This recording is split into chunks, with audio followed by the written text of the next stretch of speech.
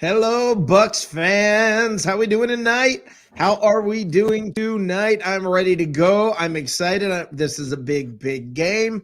Sorry, I honestly, this is honestly possibly the biggest game of the year. I know maybe it didn't feel like it, but this really is probably the biggest game of the year. And I'm here on I just lost Dave. Not sure what happened there. Let me fix my screen here. We're off to a great start. That's just the way you want to get started on these things. There. Hi, Dave. Lights are on now. There we go. How's it going? Dave, okay, let me start that over. Hi, guys. I'm excited about tonight. This is a seriously big game. I'm jacked up about it. No joke. This is a big game because it's for the division. The first time in like 133 years since the Bucs won the division. 134. Thank you. And this is it, guys. I'm excited. This is the week. I think this is the week. Let's hope. Let's cross our fingers, toes, whatever you want to cross. But I am jacked up. You are here on Buc AF. For all of us who are Buc as, well, you know what the F stands for. But let's have a good time tonight. Let's talk Buccaneer football. Let's talk 10-3 Buccaneer football. 10-3 Buccaneer Tied football. For best record in the National Football League. Boom. Say that again. Tied for the best record in the National Football League. One more time. Tied for the best record in the National Football League. Do all of you understand that? Does everybody hear it? Let it resonate. Let it wash over you. Feel every bit of that. Tied for the best freaking record in the NFL. Based on remaining games, the Bucs have the highest percentage of to get the number one seed in the National Football Conference. The Packers have to play the Ravens this week. Go Ravens. Yeah, I mean, guys, this is a beautiful thing. It's a beautiful thing. 10-3, 10-3, 10-3, 10-3. Holy cow. And I mean, you would think everybody would be happy. You would think that there would be joy in Buckville. But, so I did something, Dave. I did a little experiment. Now, this is an honest experiment. This is exactly how it happened. I said, I'm going to go online. I'm going to give the Bucs fans a fair shot. Before I even opened Facebook on my phone, I said, what I'm going to do is go down one comment to another, and I'm going to save every Buccaneers comment that's on my Facebook feed so we can get an honest balance of what the fans are out there saying. I didn't cheat on this. I'm not lying on this. They may be out of order. I'm sorry about that. But this is exactly the first comments that were on my Buccaneers on my Facebook feed from all you Bucs fans out there. This is the truth. This is what happened, guys. This is not made up. This is not me, going off on the fact, this is how it went down, guys. All of you Bucs fans, you are so awesome. You are so awesome.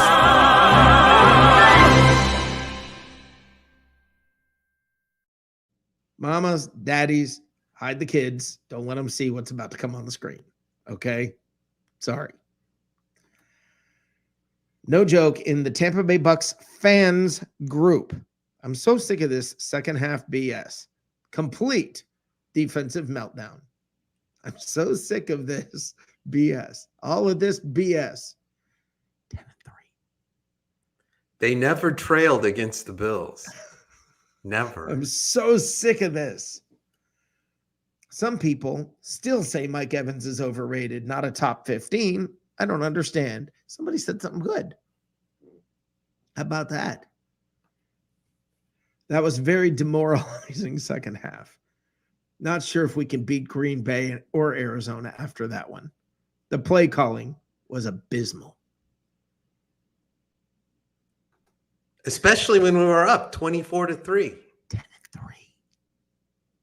10-3. Tied for the best record in the National Football League. If you read this comment, that was a very demoralizing second half. Not sure if we can beat Green Bay or Arizona after that one. Would you think we won the game? The play calling was abysmal. Would you think we won that game? Would you think we were 10-3? Okay, so hold on. Let me add somebody else to the stream here. The long lost. It's been a long, long time since he's been a part of this show. It's good to have him back. Welcome back, dude. I just want to say that I've got my AA chip here in my hand, okay? Because I've been gone for a little while, kind of trying to clean up. As you can see, I have a fresh new look. Wow. Or not. But with my chip in hand, my AA chip, can you please put up that last screen grab for me? Yes, sir. That was a very demoralizing second half. Not sure if we can beat Green Bay or Arizona after that one. The play calling was abysmal. All right, Matthew Hovis. I want you to hear this. You hear this sound? That was me throwing my chip against the wall. You're an idiot. I'm not going to say you're awesome. Okay. No, you've got to understand the tone. You're just so awesome. Okay. You awesome left the building with you probably around kindergarten, bro. Which is about as mature and knowledgeable as that take you just did is. Well, the poor guy didn't get hugged enough by his mom. He's got to get attention somewhere. Well, yeah. You're getting it right now, buddy. Yep. So again, he was talking about the play calling. Yeah. Abysmal. Okay. Abysmal. You mean the play calling that has the Buccaneers at, what was that again, Dave? 10 and tied for the best record in the National Football League. Louder. Tied for the best record in the National Football League with the highest percentage of expecting to be the number one seed than any other team in the National Football League. So what you're saying is that, was it Matthew Hovis? Let me go back. Yes, Matthew Hovis. It's funny how I remember that with nothing else in life. Matthew, I would buy you a beer, but I'm afraid what you say after you drank it. Okay, look, demoralizing second half. No, what that's called is an NFL team adjusting to another NFL team. Yep. And yes, Brady himself, hey, imagine that, Matthew, self-accountability. Brady himself said he missed a couple throws. Okay? It was abysmal. But I guess what I don't get is, and Dave, not to look it up like live during the show, because I'm not sure we want to see the top of your head as you look down to look it up. But even when the Buccaneers were on their Super Bowl run, the first one, did they ever have the best record in the league at any point? Nope. Oh, so another Buccaneer the answer first. Is no, they weren't 10-3 that year. Abysmal. You know how I know they weren't 10-3 that year? Because they've never been 10-3 before. Because they've never been 9-3. Right. So if they've never been 10-3 before, they're doing better than they ever have, and people are calling it abysmal. And this is my point. Nathan. I'm a diehard fan and thrilled to be 10-3. Good. Is there not something to be said about the close calls, though? Yeah, we're winning them. Well, I'll say this. To be said. In the past, we would have lost them. I could sit down, and this is nothing but love for Mr. Nathan. I could sit down with Mr. Nathan and watch a replay of that game, and from a sober standpoint, point out 5, maybe 6 times the Buccaneers got away with egregious penalties that were directly resulted in either points or first downs for the other team. Here's what it is. Everybody leading up to when they raised the Lombardi and Brady threw it across the water and Cameron Brate caught it, from that point forward, when they said we're bringing everybody back, 90% of you in the back of your mind the randoms on social media were like, we're gonna go undefeated. Oh my Yeah, God. that was And the then when they problem. lost that game, Expectations is the problem. right. When they lost that first game this season, you guys, the same 90%, started going, oh, fire the coach. Brady's washed up. See, Brady's done. Brady's done. Do you realize if you have said the word Brady is done, you should probably punch yourself in the face, like repeatedly. And definitely get out of Bucks fan groups. Well, I mean, okay, your expectations are not the reality in the world, okay? Right. Just like you also lie about other things, and that's all I'll say about that, guys. Dude, 10-3, And that's the long and short of it. top 10 defense in the league. I'm pretty sure the offense overall is rated close to that because of the passing attack. You've got okay. Here's the thing, Buccaneer fans, and then I'll let you go because I know you guys actually have a show to do. Well, we got more. We got more. You are so awesomes. Oh, I'll stick around for that, but hold on, real quick. I'll just say this: Buccaneer fans, play calling sucks. Fire Leftwich. Defensive play calling sucks. Fire Bulls. Meanwhile, ESPN, not random people on social media, ESPN, NFL Network are like, well, Todd Bowles and Byron Leftwich are the leading coaching candidates for the next available spot. So someone's wrong here. And I venture to say it's somebody whose name rhymes with Clovis. I'm sorry, I'm still on Matthew. Awesome. So let's keep going. I'm writing Matthew the way that Devin White wrote Josh Allen. Yeah. Why is our whole stadium Bills fans right now? LOL. Y'all realize we are 9-3 and defending Super Bowl champs. I want to point this out again, guys.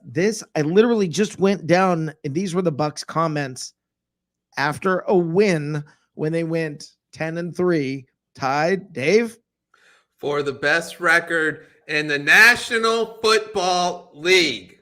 Dun dun dun dun. And you're complaining there, because you know why? Listen, last year there weren't any fans. Now we got fans, and you know what? Especially during COVID times, if you can sell game tickets for a premium, really? I mean, okay. I mean, it's all good. It's all good. That stadium was freaking loud. You know, that was awesome. We won the game. We're undefeated at home. You're bitching about home. And who was that? Whoever said that or posted that? You know what that tells me? Joey McMack. Joey, nothing but love, but you haven't been a Bucs fan for that long because back in the day, when Chicago or Green Bay would come to town, or Detroit, Detroit would come to town, it'd be 50-50. Yeah, it'd be half, if not more. Yeah. So when you see way? Exactly. When you see a smattering of Bills fans and you can hear them, well, 50-50, I you said 50-50, which way? Yeah, I mean, either way for me, I'm that kind of guy. Whoa, waka waka. A little more info than I needed. Look, listen, just to show you, I'm taking every comment that was made. Paul Buck Power Stewart put up Buccaneer birthdays for that day. That was in my timeline, followed by Jonathan awesome. Hinkle. Don't know that I've ever heard Ray J as loud as it was after Perriman's game-winning TD insanity. Thank you, Jonathan. Great followed by Todd Bowles. F you. You did not prepare the defense for Josh Allen to run all over you. Go F yourself. Despicable. Wait. Does he want him to F himself despicably? Or just realize this is a Bucs fan. We just won the game. Is there somebody named Despicable that I don't know? Go F yourself, Despicable. Read that. I mean, this dude wrote this after a win. You know what's the worst part is after he hit send or post, he turned to either his buddy or his girlfriend and wife and went, I just totally owned him. Sorry. Fucking idiots. Yeah, dude. Here's the thing. Somebody wrote that seriously. They just won the game, and somebody wrote that. Dude, take a long walk on a short pier. Jeff Jenkins via the Tampa Bay Buccaneers fan page. Tony Rowan needs to shut up. He's so annoying. Tampa Bay Bucs fans. Keenan Fitzgerald. Please stop giving Brady all the credit. But here go the Brady fans saying Brady came up clutch. No, Perryman actually is the clutch one for the TD. Gronk, Godwin, Evans have got caught from behind. Perryman is a speedster. Good win, Bucs. Good win, Bucs. Stop giving Brady all credit. Would we have won that game last year or 2 years ago? Nobody that cared about that game 2 years ago because we'd already be out of playoff contention. Yeah, we definitely we'd have been talking about picks, but we wouldn't have won that game. I have to deal with opposing fans for years filling out our stadium. The only thing that frustrates me more than watching Bucs fans on TV sitting still when they need to be making noise. You're complaining. That was a loud freaking stadium according to TV. And listen, man, they weren't filling. When are we going to not complain? Do you think of how many of these are negative complaints? My thing is, why does Brady hold the ball so long? Somebody freaking put this. Somebody with a serious face in a Bucs fan group put that. Because he can. The guy. How about this? Instead of saying, why does Brady hold the ball so long? Let's make it positive and say, man, look at that protection the offensive line is affording Tom Brady. Hey, there you go. The ball too long. He gets rid of the ball quickly. But he literally has like the fastest. Get in the way. Yeah, he's one of the fastest guys in the league with that, right? Right. Bucs need to do whatever they have to do to get Adam Humphries back in Tampa in the offseason. Now, see, part of me kind of agrees with that. Well, he's a free agent right now. I think we could just sign him. We could, and if something happens with, we need another receiver. Well, if this AB thing shakes out the wrong way, that's why we got Brett Perryman. Right. So what if one other guy goes down? Now you're rolling with Perryman and Evans or Perryman and Godwin. Yeah. You want to bring him on as our number 7? Okay. I'll say this: like all the quarterbacks who won the Super Bowls, your Kurt Warners and such like that. You never have enough weapons, man. It's the NFL. He's not the Adam. You're remembering Adam Humphries from like 4 years ago. Oh, no doubt. But he's still a what's the word I'm looking for? Is it possession receiver? He's not even in the league. Well, he's cute. Bucs need to do whatever. Yeah. Okay. Let me keep going here. Why do we struggle closing? Now now that is reasonable. It's not complaining. It's not bitching. It's just asking the question, why do we struggle closing? But we never trailed in the Bills game. We were never behind. No, but that's a reasonable question. It's because reasonable. We let them catch up. I want to point out we never trailed. Yeah. Never trailed. Yeah. You're not complaining. You're literally just saying, why are we having trouble closing? Okay, that's reasonable. That's a reasonable comment. I don't consider that negative or complaining. Are we in Buffalo? Bucs fans, y'all got to be ashamed of yourselves. More complaining. That's why Brady is making $25 million a year to win close games like this. Jeff Stafford, you're the freaking genius today. You're the guy in my newsfeed who knew what the heck he was talking about. You're the dude. No, wait, what? You're the dude. Well, figure of speech. Right. For the record, my name is not Kevin McAllister or whatever that was. Yeah, he wasn't the literal dude. He was the figurative dude. Buffalo playing dirty, trying to hurt Brady for real. Or maybe they were just trying to sack the quarterback. You know what I'm grateful for? Winning close games, Antoine. Thank you. I remember a time when we would have lost those, but we've scratched out some ugly wins this season. P.S. As much as I love Winston, I'm a huge Florida State fan as well. I have to say this is the difference when you have a proven leader at quarterback. You win ugly games. Ding, ding, ding, ding, ding, ding, ding. We yeah, have the a voice winner. of reason steps in. I don't even know. I listen to there are so many of those that are negative, so many of those that are complaints, and it drives me nuts. It really drives me nuts to sit there and have to try to talk to these people and respond with any kind of, and you should see my inbox that people message me. Yeah, that I feel kind of assaulted with that comment. No, thank you. Sorry, I couldn't help. Oh, this is Buc AF, right? Yes, this is Buc AF. Okay, because I'm trying to be AF as F. Right. Yeah, but yeah, just behave. Okay, just behave. And Okay. Eugene, I think Eugene is correct here when he says this comes from losing for so long. We're not used to winning and being spoiled by great play. I hate these incompetents, seriously. And that's the truth. I mean, that's the bottom line. Look, here's the deal. We're not used to winning. And when we won the Super Bowl and really it was a blowout, people didn't know how to respond to that. We expected every game to be like that from that point forward. No game is supposed to be close. If it's close, fire the coaches. We suck. Let me ask y'all a question. You want to be a Bills fan right now or a Bucs fan? After that game, you want to be a Bills fan or you want to be a Bucs fan? I mean, I want the tables. Those are cool. That they throw people through? Yeah, that's awesome, dude. Come on, man. That is pretty awesome. I mean, that is pretty awesome. And maybe that's the problem. Chris saying yes and say goodbye to AB. No.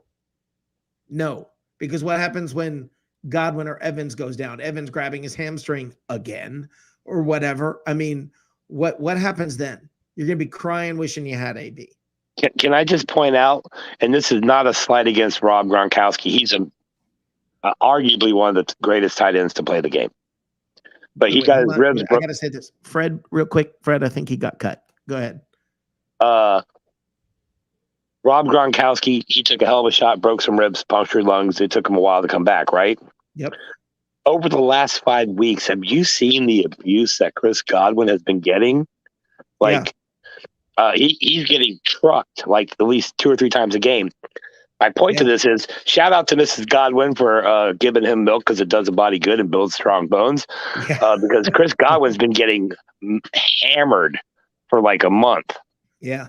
And not the kind that I do without my chip. Used to. Understand you. No, that guy made me drink. I'm drinking. Screw that. Okay. And an old friend, Joshua Cole Allen, says David needs to get that signed Levante jersey up behind him. Hey, shout out to Josh Allen and Joshua Cole Allen. There's so many Josh Allens out. That's right. There's one in Tampa. There's one in Jacksonville. There's one in Buffalo. Yep. I feel like there's probably one in a lot of other places. Yeah, there's Josh Allen's, but this is the good one. We got the good one that just made a comment. So, right. I mean, but the thing, guys, look, it's time to be happy. You could be a Bills fan right now, a Steelers fan right now. You could be a Saints fan right now. And we're going to have one of them on. If y'all remember Jono Barnes from last time we played the Saints and his video, we got a new one. We're going to play it for you. We're going to play a new one here for you. And he's going to be here shortly. Is Falcon fan involved? What's that? Is Falcon fan involved? Falcon fan will not be at this one, but that's disappointing. Yeah. But yeah, Joshua Cole Allen says, I'm the best one though. Yeah, I'll go with that, Josh. You're also the one that didn't get rode by Devin White like a horsey. That's not that we know of. I don't know what's going on with him. That's what happened to Josh Allen of the Bills. Go look. It's on Twitter. Okay. It's beautiful. Here we go. Guess who's here? Yeah. Well, why don't I introduce this guy by playing a little video that he's done for us for us Bucs fans. Why don't I just introduce this guy to you? He's a Saints fan, Mr. Jono Barnes. Hey, Bucs fans. I know many of you guys are coming to my timeline to talk trash this week because it's Saints Bucs week, but unlike last time, I'm not going to make any jokes or skits at you guys' expense. I'm not going to be making any quips about Saints fans not taking you guys serious or you guys being irrelevant to us or anything like that. After we beat you guys in October with Trevor Siemian at quarterback, we had not won a game since then until last Sunday when we beat the Jets. And does that even count? So, I mean, come on, you guys are one win away from clinching the NFC South. You guys eliminated us in the playoffs last year. I don't have much trash talk to do. It's y'all time. I'm not even going to wear the Buccaneers shirt that I bought from my skits. I'm going to donate it to charity, hopefully give it to a kid in need, make his holiday season a little bit more special. And I do know that I made a lot of Buccaneers fans angry and mad last time we played with all my skits, and I just want to say from the bottom of my heart, I truly and genuinely and humbly apologize. They bring it. It's picked up, giving Brady time, and he's intercepted. P.J. Williams still going all the way. He's in. Touchdown, New Orleans.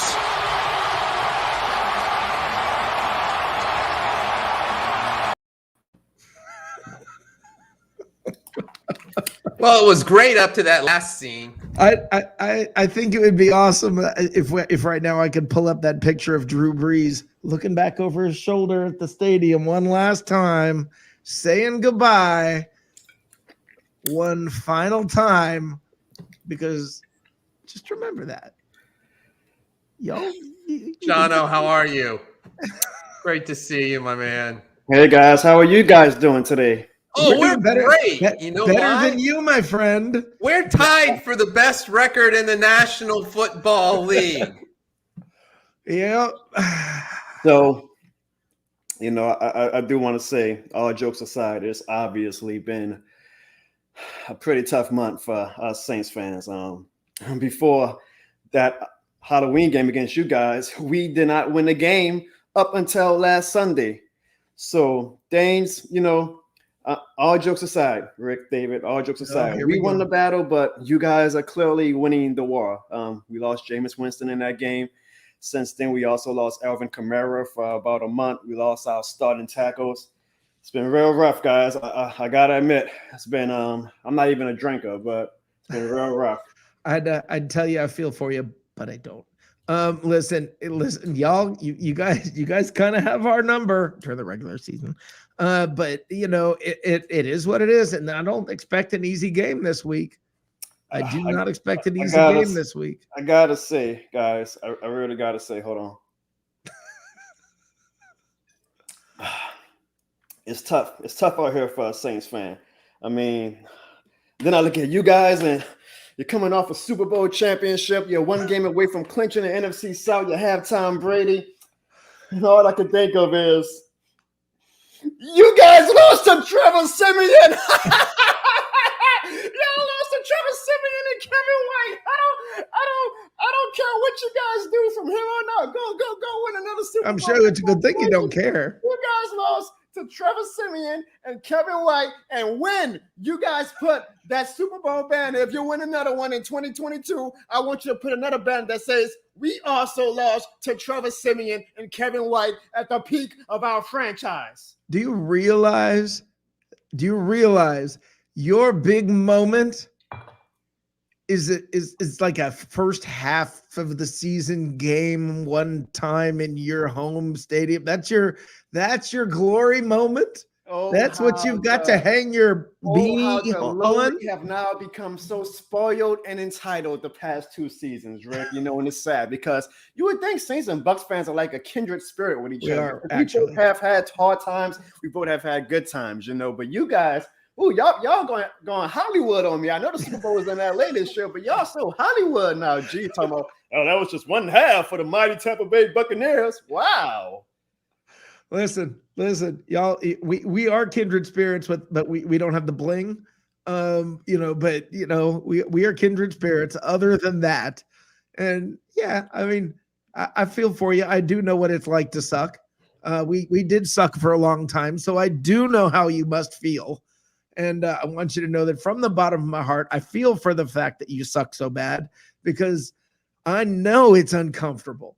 And for you to come on the show sucking that bad has got to, you know, suck really bad. And, you know, I'm sorry. Well, Rick, one thing, Rick David, y'all remember last time I had like the flag with the guy peeing, and you said kind of, well, what, you like this background now? I don't know if you can see it, but I mean, you can get the gist of what it is. Yeah, I like can. That background a lot better this time. Yeah. You know, Rick, here's the difference, though. Here's the difference between the Saints and the Bucs. When you guys sucked, you just sucked. Like, there was no caveat. We don't do anything small around here. Right. We don't go. You guys embraced. the suck. Yeah. I will argue this. We only suck because we have had a mountain of injuries. And I get it. Every team goes through injuries. The problem with the 2021 Saints is we do not have the depth like we had in years past to withstand the injuries that we had. We lost our starting quarterback who was playing very well, and it was real unfortunate that he went down in that game, Jameis Winston, against. But you have Trevor He's throwing Simeon for 150 yards a game. I mean, let's not blow this up and make it sound like No. Jameis was- I don't want You to had Trevor Jameis was coming Simeon. into What's the his own, problem? And before he tore his ACL, he was slicing you guys up in that game. It probably would have even come down to a Tom Brady pick six. Had probably Jameis okay. in So the he's game, hanging. okay? Now he's hanging his hat on a probably. Okay. Yeah, well, what else can I hang my hat on right now, Rick? Jeez, have you seen how we look this year? We've lost a lot of players to injuries, and yet here we are at 6 and 7. We still have a shot at the 7th seed, and If you hear he's crazier bragging about things 6 have and 7. happened. I'm just Listen. I'm just absorbing it and enjoying the moment. I know. I don't know what else to say. Listen. You think you had a lot of injuries? Our cornerbacks, we literally all of our starters were out injured. All of our backups were out injured. All the guys we had on the practice squad became starters. They got injured. We signed Richard Sherman. He came in. He got injured. We literally had the bag boy from Publix starting. I mean, cornerback. So spare me the boo-hoo. We had injuries. Okay, this team, we've gotten, our defense got blasted with injuries this year. Gronk was his own mash unit. I mean, Yeah, I mean, sure, guys. Okay, if you say we don't have to argue this, 'cause I obviously know. we're going to we're agree. arguing about injuries. This Hey, is how far it's Throw the fallen. man- Do you throw guys the man know on the that? doll. Where did he touch you? Where did it hurt?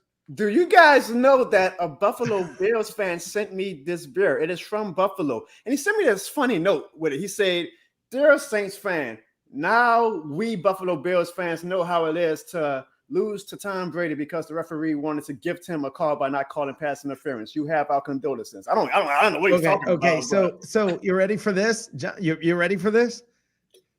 Am I ready that for was who? pass The dude? interference. Yeah, that was pass interference. Okay.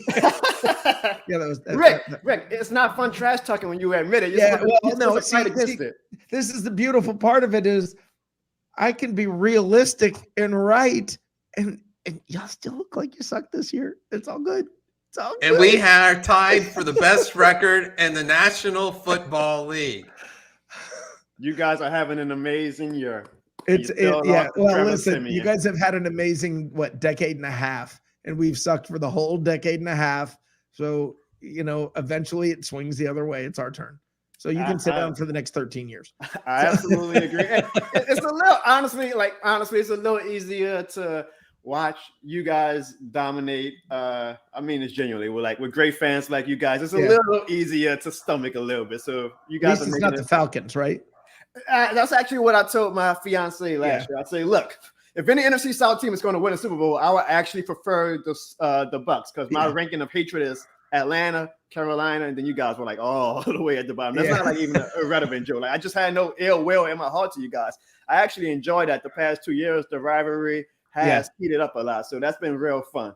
Yeah, it is fun, and like Philadelphia and days gone by for the Buccaneers, and you guys are the hill we have such a hard time getting over, and that makes it better because think about it, if we were beating you every time like the Falcons, who cares?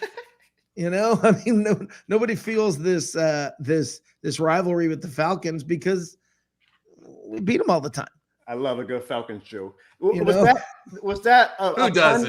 Intended, Rick, you said that we are like the hill that you guys can't get over. Yeah. And who do Like you guys Taysom. say Sunday? Yeah. Taysom thank you for Hill, catching that. baby. Thank you for catching that. Hey, Taysom Hill ain't no joke. Now I know like he's like the butt of a lot of jokes, but man, Taysom Hill got a little, He's kind of a joke.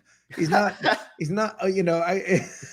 can't say he ain't no joke. He's a little bit of a joke, but Taysom Hill is a great weapon in the NFL. okay, Keyword I'll is go with that. weapon. That was well worded. He's That not a was guy that I want well-worded. to quarterback my team for 17 games, but Right. I sure want him over Trevor Simeon. So I'm willing to live and die with whatever Yeah, he that does was for the rest of the well year. worded. Yeah, that was very well well worded. I'll give Taysom this. At the end of the day, he gets people watching and talking. Like he has this thing that enamels fans, and a lot of people like to hate watch him. But yeah, at least for a national audience, Sunday night they can hate watch Taysom Hill with you guys. Yeah. And what's the word around there? Is Jameis coming back next year?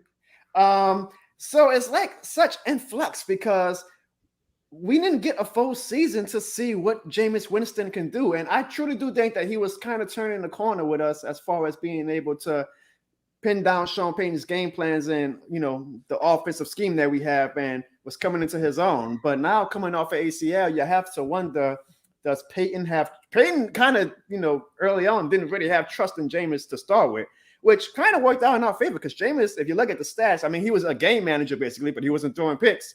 No, that's what I was saying. He's throwing for 150 yards a game, but y'all were doing 2 touchdowns and a half a pick. Which actually, before the season, I was like, let him be a Ryan Tannehill game manager type thing. But I don't know if Payne is going to want to do it a second year. And now with him coming off ACL, I don't know if you got like there's smoke, and when there's smoke, there's fire. Like people keep saying, "Oh, Russell Wilson is interested in coming." That would be great. Tom Brady. As a Bucs fan, I hope you stick with Jameis. Of course. I do. I hope, because it terrifies me the thought of you getting Russell Wilson or Teddy Bridgewater or or Aaron Rodgers. Yeah, Rodgers guy. He's not happy in Green Bay, but he's never happy. But take it for what it's worth. I'm willing to put affect the team. Rodgers vaccine stuff to the side if he's throwing 5 touchdowns for me again. He can believe in whatever he wants. That's how I feel about AB. It's like when the AB getting in trouble for the vaccine card and that whole thing. I'm like, all right, let's get over it. And let's let him score touchdowns from us. You see, exactly. We're kindred spirits ourselves. Like we're transparent. Like, hey, the guy's performing on Sunday, as long as he isn't killing anybody or in the streets, then I can live with the shenanigans of a player. Yeah, exactly. I mean, we don't have. If he's not Aaron Hernandez or Ray Caruth, I'm okay with it. I mean, it's going to be, Rick, a very, very interesting and pivotal offseason for us, because honestly, we can't do anything without solidifying who is going to be our quarterback. You can play the year-to-year thing, but it's like, is it Jameis? If it's Jameis, then are we going to commit to Jameis, or are we just going to keep doing this year-to-year thing? 1 year at a time. Are you going to make a splash for a big-time quarterback like Russell or Rodgers? And if you do, obviously you have to give up a lot in return. So maybe Sean Payton falls in love with somebody in the draft and says, we'll just try to mold somebody. It's going to be very interesting. And that's why I'm going to enjoy these next 4-5 games we have left. And I know that the odds of us making the playoffs aren't high, but hey, that's why fans are going to fan, right? I have no choice. And I can respect that, and it's all good. It's funny though that in the NFL, it's not like college football where you're like, I'm rooting for the SEC or whatever. In the NFL, it's like you root against every team in your division. Absolutely. And I am rooting so hard. I was watching that Bills game last Sunday, more intense than I was watching us play the Jets. I was like, come on, Josh, I had to put it off for me. Well, no, listen, we do not match up well with the Saints. I will tell you flat out, I know we do not match up well against the Saints. Now, you have injuries. Thank God. Okay. So, this game may be a little different than the way it normally goes when you're healthy. And we are getting healthy right now. We're getting our guys back. So, maybe this game will go a little differently. I'm hoping. I know you're not. But we do not match up well against you. And I will say, there's been a lot less talking from your guys about the Bucs than there have been in the previous regular season games. You guys have been a lot quieter, and that scares me. Did you see the video that you played before I came on with you? No, I'm not talking you. I'm not talking you. I'm talking your players. We don't worry about you at all. I've had like 100 Bucs fans come at me today over that video, and I was like, "Geez, I just was apologizing." Oh no, that was awesome. No, you talk it. You'd better talk. That's why you're on here. I love that. That was fun. And I love the attitude you have. I love your passion for your team. I love the fact that you love the Saints and you're willing to, in a good good spirit, playing around, taking digs at us and all that. And, And Rick, the fun, like that video, honestly, like that video took me like 10 minutes to make. And I was just like, I'll just throw it out there. Because there's one that I'm putting out tomorrow. I really hope you guys see it. It's 5 minutes. So that's pretty long in social media world. But it kind of goes at everybody. And it's in all I'll say is it's in the gist of holiday spirit. Ho, ho, ho. So look out for that one tomorrow. That's the one that should get everybody like really riled up. But awesome. Okay, I got one question. What's up, David? All right. Besides quarterback and resolving that situation one way or the other, what are your top 2 needs or what you want to see happen in the offseason for the Saints? I want for sure to get a wide receiver so we're not relying on undrafted wide receivers right now. Because right now our top receivers are Marquez Callaway, undrafted. Deontay Harris, who's pretty good, undrafted. He's actually suspended, so lucky you guys. Traquan Smith, who I won't call him a bust, but he and I think Kevin White, Kenny Stills, like we don't have much talent at wide receiver. And we've neglected that position for the past about 3 years because Sean Payne is, we have Michael Thomas, and he's always been that crutch for us that we didn't need to worry about. We're also in a situation where the cap, you got to make it through. And I don't want to, because Sean Payne did sign Emmanuel Sanders last year, so it's not like we've neglected it the way I just said, but he doesn't really look for it in the draft and things like that. And I think we need to get a young guy so that if we run into a situation again where Michael Thomas is hurt, or maybe Sean Payne even trades him, it seems like Sean Payne and him kind of got this thing where one day they love each other, the next day they hate each other. We need some wide receiver talent. And Alex says, you mean slant boy? I hate that term. Oh, that's how you trigger me. Oh, I hate the term slant boy. You don't catch 140 plus receptions with just slants. I'm sorry. Yeah, I had a feeling that might do that. That's why I pulled that comment. Who was that again? Alec Schomber or Scomber. I'm not sure how you say it. Schomber. You don't even need to bother to learn how to say that name. Get out of here, Schomber. Adults are talking. And probably I think we need some more help at defensive line. One of you guys' favorite players, Cam Jordan, is that's one of those that's been quiet. That hasn't been trash talking. Starting to show his age a lot. So we need to start, generating a pass rush with younger guys. And I would think that, I'm a firm believer in you build your team through the line. So I definitely think defensive line would be my second critical need behind wide receiver. Yeah, I agree with that. I think the Buccaneers need to draft maybe a defensive back at the beginning of it, and then just line the rest of the way. Offensive, defensive line, that's it, nothing else. Can I ask you guys a question? Yeah. How much talent do you guys think? Because what you guys did this year was incredible by bringing every single body back. Right. Oh, I was so jealous at that. Yeah. I kept telling my fiance, I was like, the chickens will come home to roost. Oh, yeah, eventually. You guys, was ridiculous. We will tell you it was ridiculous. Okay. And so you guys are probably going to lose some players this year, right? Like there's no way to keep all that talent. Yeah. Well, we'll just have Mike Evans to restructure his deal for the 32nd time. He's going to be pretty soon. Mike Evans is paying the Buccaneers to play for them. I mean, what a guy. Hey, do you guys think Mike Evans is a Hall of Famer? There's no doubt. It's not. He's not. I'm sorry. He's not. That's not even. This is how I get you guys to hate me. He's not. You're saying he's not? He's not. Here's the thing, you guys are biased, so I know I'm not going to convince you. But for me, he's never had a season. He's never had a sub 1,000 yard season. What's your Hall of Fame criteria? I can use that argument for a Matt Stafford. Look at the numbers; he's amazing. I mean, to me, what's your criteria for Hall of Famer? Who is a guy that makes me lose sleep? Like Mike Evans, he's a great player, but he has never made me. I'm never going to base saying, "Oh boy, we got." Let me tell you why. Let me back you up on this, okay? Because you're a Saints fan, you've never lost sleep, and there's something about you guys and your ability to get into his head.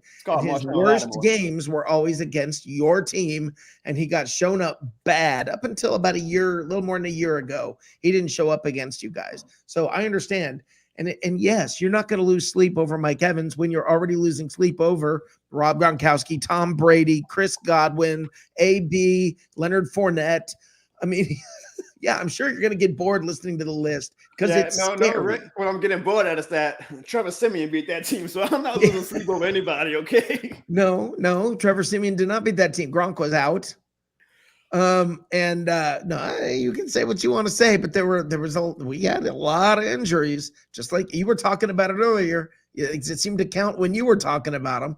I'm sorry, I didn't know that losing Gronk. And oh boy, now all we have is Mike Evans and Chris Godwin. Jeez, poor Tampa Bay. Defensively, oh my God, this team, it was ridiculous how many people were injured. I've been a fan for a long time. I've never seen anything like it. I mean, seriously, the practice squad, everybody who started the season on practice squad as a DB got elevated to starter and then went out injured. I mean, we were pulling people in off the streets. Well, geez, Rick, I sure hope you guys stay healthy for the rest of the year. If you guys can't handle anything like that. Nobody can handle that. Yeah, I bet we handled it better guys, than most people. listen, I'm hyping you guys up. You're the Super Bowl contenders. You're supposed to withstand injuries. Unlike us, we didn't come into the season as Super Bowl contenders. We did withstand it. We're 10-3 in our Dave. We're tied for the best record in the National Football League. If you guys are still 10-3, that means that you guys can handle it, right? So I don't want to did hear about handle it, though. And we have plenty of our guys playing. You guys lost to Trevor Siemian and Kevin White. You are correct. Hey, we got better. Hang your hat on that one. Oh, I'm gonna hang my hat on that one. I'm gonna hang my hat on that one. Yeah, well, Look, you guys, honestly, and I hope your fans and your chats are having a great time with me. I'm sure they love me so much. It's the holiday season, guys, so be nice. I'm gonna give you guys a favor. Y'all should let us beat you guys Sunday because your 2 Super Bowl wins came in seasons where you were swept by the Saints. Yep. So why would you guys mess with fate over a pointless? I mean, look, if you guys are the number 2 seed and you don't get a bye week, who cares? You didn't have a bye week last year, and look what happened. We didn't have a home game last year in the playoffs. Listen, I agree with you. And as Bucs fans, we've all made those comments about, oh boy, we lost to the Saints. When we lost you guys the first time, a lot of Bucs fans were like, well, good. That's, listen, I expect a good game. I think it's going to be fun. I don't think it's going to be an easy game for us because we do not match up well with you guys. And Sean Payton, for whatever reason, has our number. So I expect it to be a good game. Are you scared, Rick? You can tell me. I'm a little scared. I'm telling you, I'm a little scared. David, are you scared? No, because we are tied for the best record in the National Football League. Yeah, I was just talking facts. David, I think you've been on the show long enough. You can probably head on out. Don't you got some Christmas shopping or something to do? Oh, I'm already done. I know you want to buy me a nice gift. I'll wear a size medium. I'm making you a video. How about that? It won't take 10 minutes. You know what I have to say to you, Jono, when it comes to gift buying? What's that? Jono Barnes, who dat? When it comes to gift buying, Jono Barnes, who dat? Who dat? I'm gonna take this interview and I'm gonna just put you saying who dat on loop. And when we win Sunday, I'm gonna just play it. Yeah, well, I'm gonna tweet it. Look out for it. It's gonna be Rick. It's gonna be Rick Hughes saying, "Who that? Who that? Who that? Who that?" And I'm like, he's finally come around. Who that nation? He's finally come around. Listen, man, thank you for coming by one more time. Love having you here. You're what fans are all about. Major props to you. Love what you're doing. Love the videos. It's awesome. And thanks for poking at us and having a little bit of fun. And that's what this is all about. Rick and David, you guys are 2 of my absolute favorites. I always enjoy giving you guys some good banter. I hope you guys enjoy the real trash talk that begins tomorrow. But until then, have a great holiday season, guys. Hopefully we'll have a great game Sunday no matter who wins. And you're welcome. It's going to be some good trash talking fun. So you are welcome to come back next week if you feel like it. You guys keep trying to set me up to come back after a loss, but it's okay. I'm on to you guys. Have a good one, brother. See you later. Jono Barnes, love that guy. Love that guy. This is being a fan great. Yeah, that's what it's all about. That is the fun stuff that we that we look forward to with talking to other fans. And he is the best we have talked to all year. I mean, seriously, from any team, he's just freaking awesome. He goes to the top of the list from his Falcon video alone, just by itself, before we can even make other considerations. Yep. So yeah, he's pretty awesome. But anyway, yeah, guys, let's talk about the game last week real quick. I'm not even a little bit stressed, not even a little over the Bills came back first of all, they're good. Second of all, we won. Those are both good signs that, we beat a good team. We're 10-3. Dave?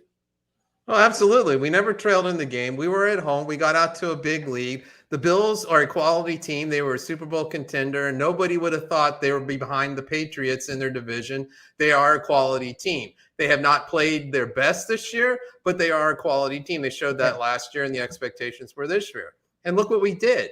We pulled it out in overtime. I mean, that took something. The momentum was all on the Bills, and we pulled it out. We never trailed. We're 10-3. This is a great time to be a Tampa Bay Buccaneers fan. It becomes amusing now at this point, all the criticism.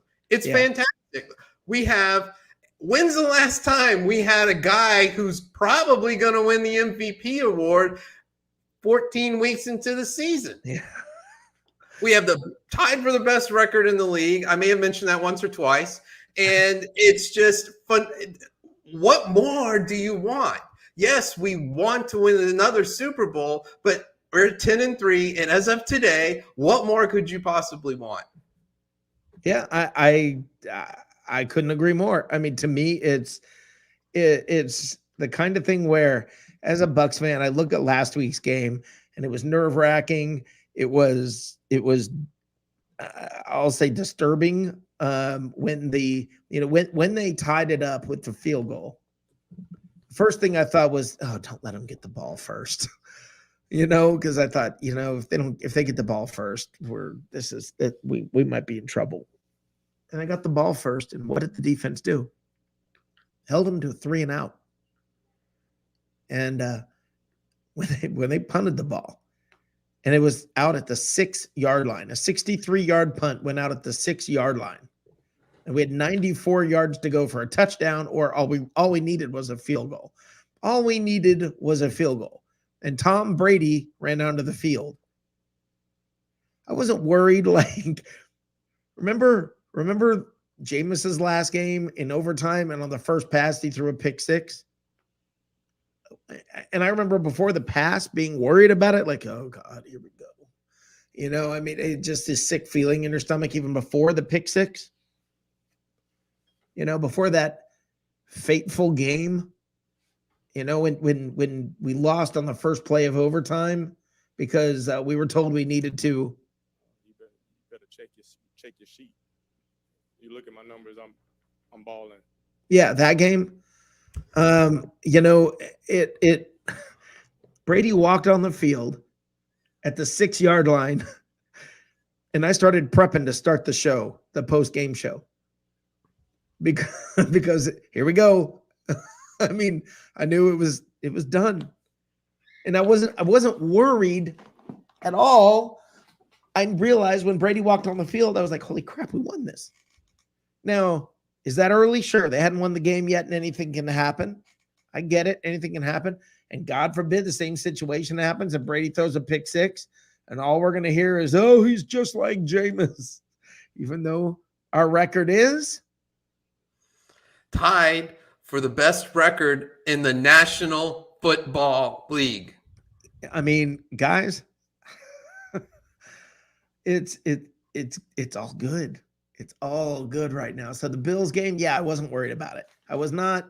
They came back. We need to learn to close out games better. I think that's realistic for us to look at it and say, you can't. If you're up by that much, you can't let the other team come back like that, even if they're good. If you get up by that much, you need to put a boot on them and crush them and end it. I'm good with that. Now, I do want to talk about Tom Brady running for first downs.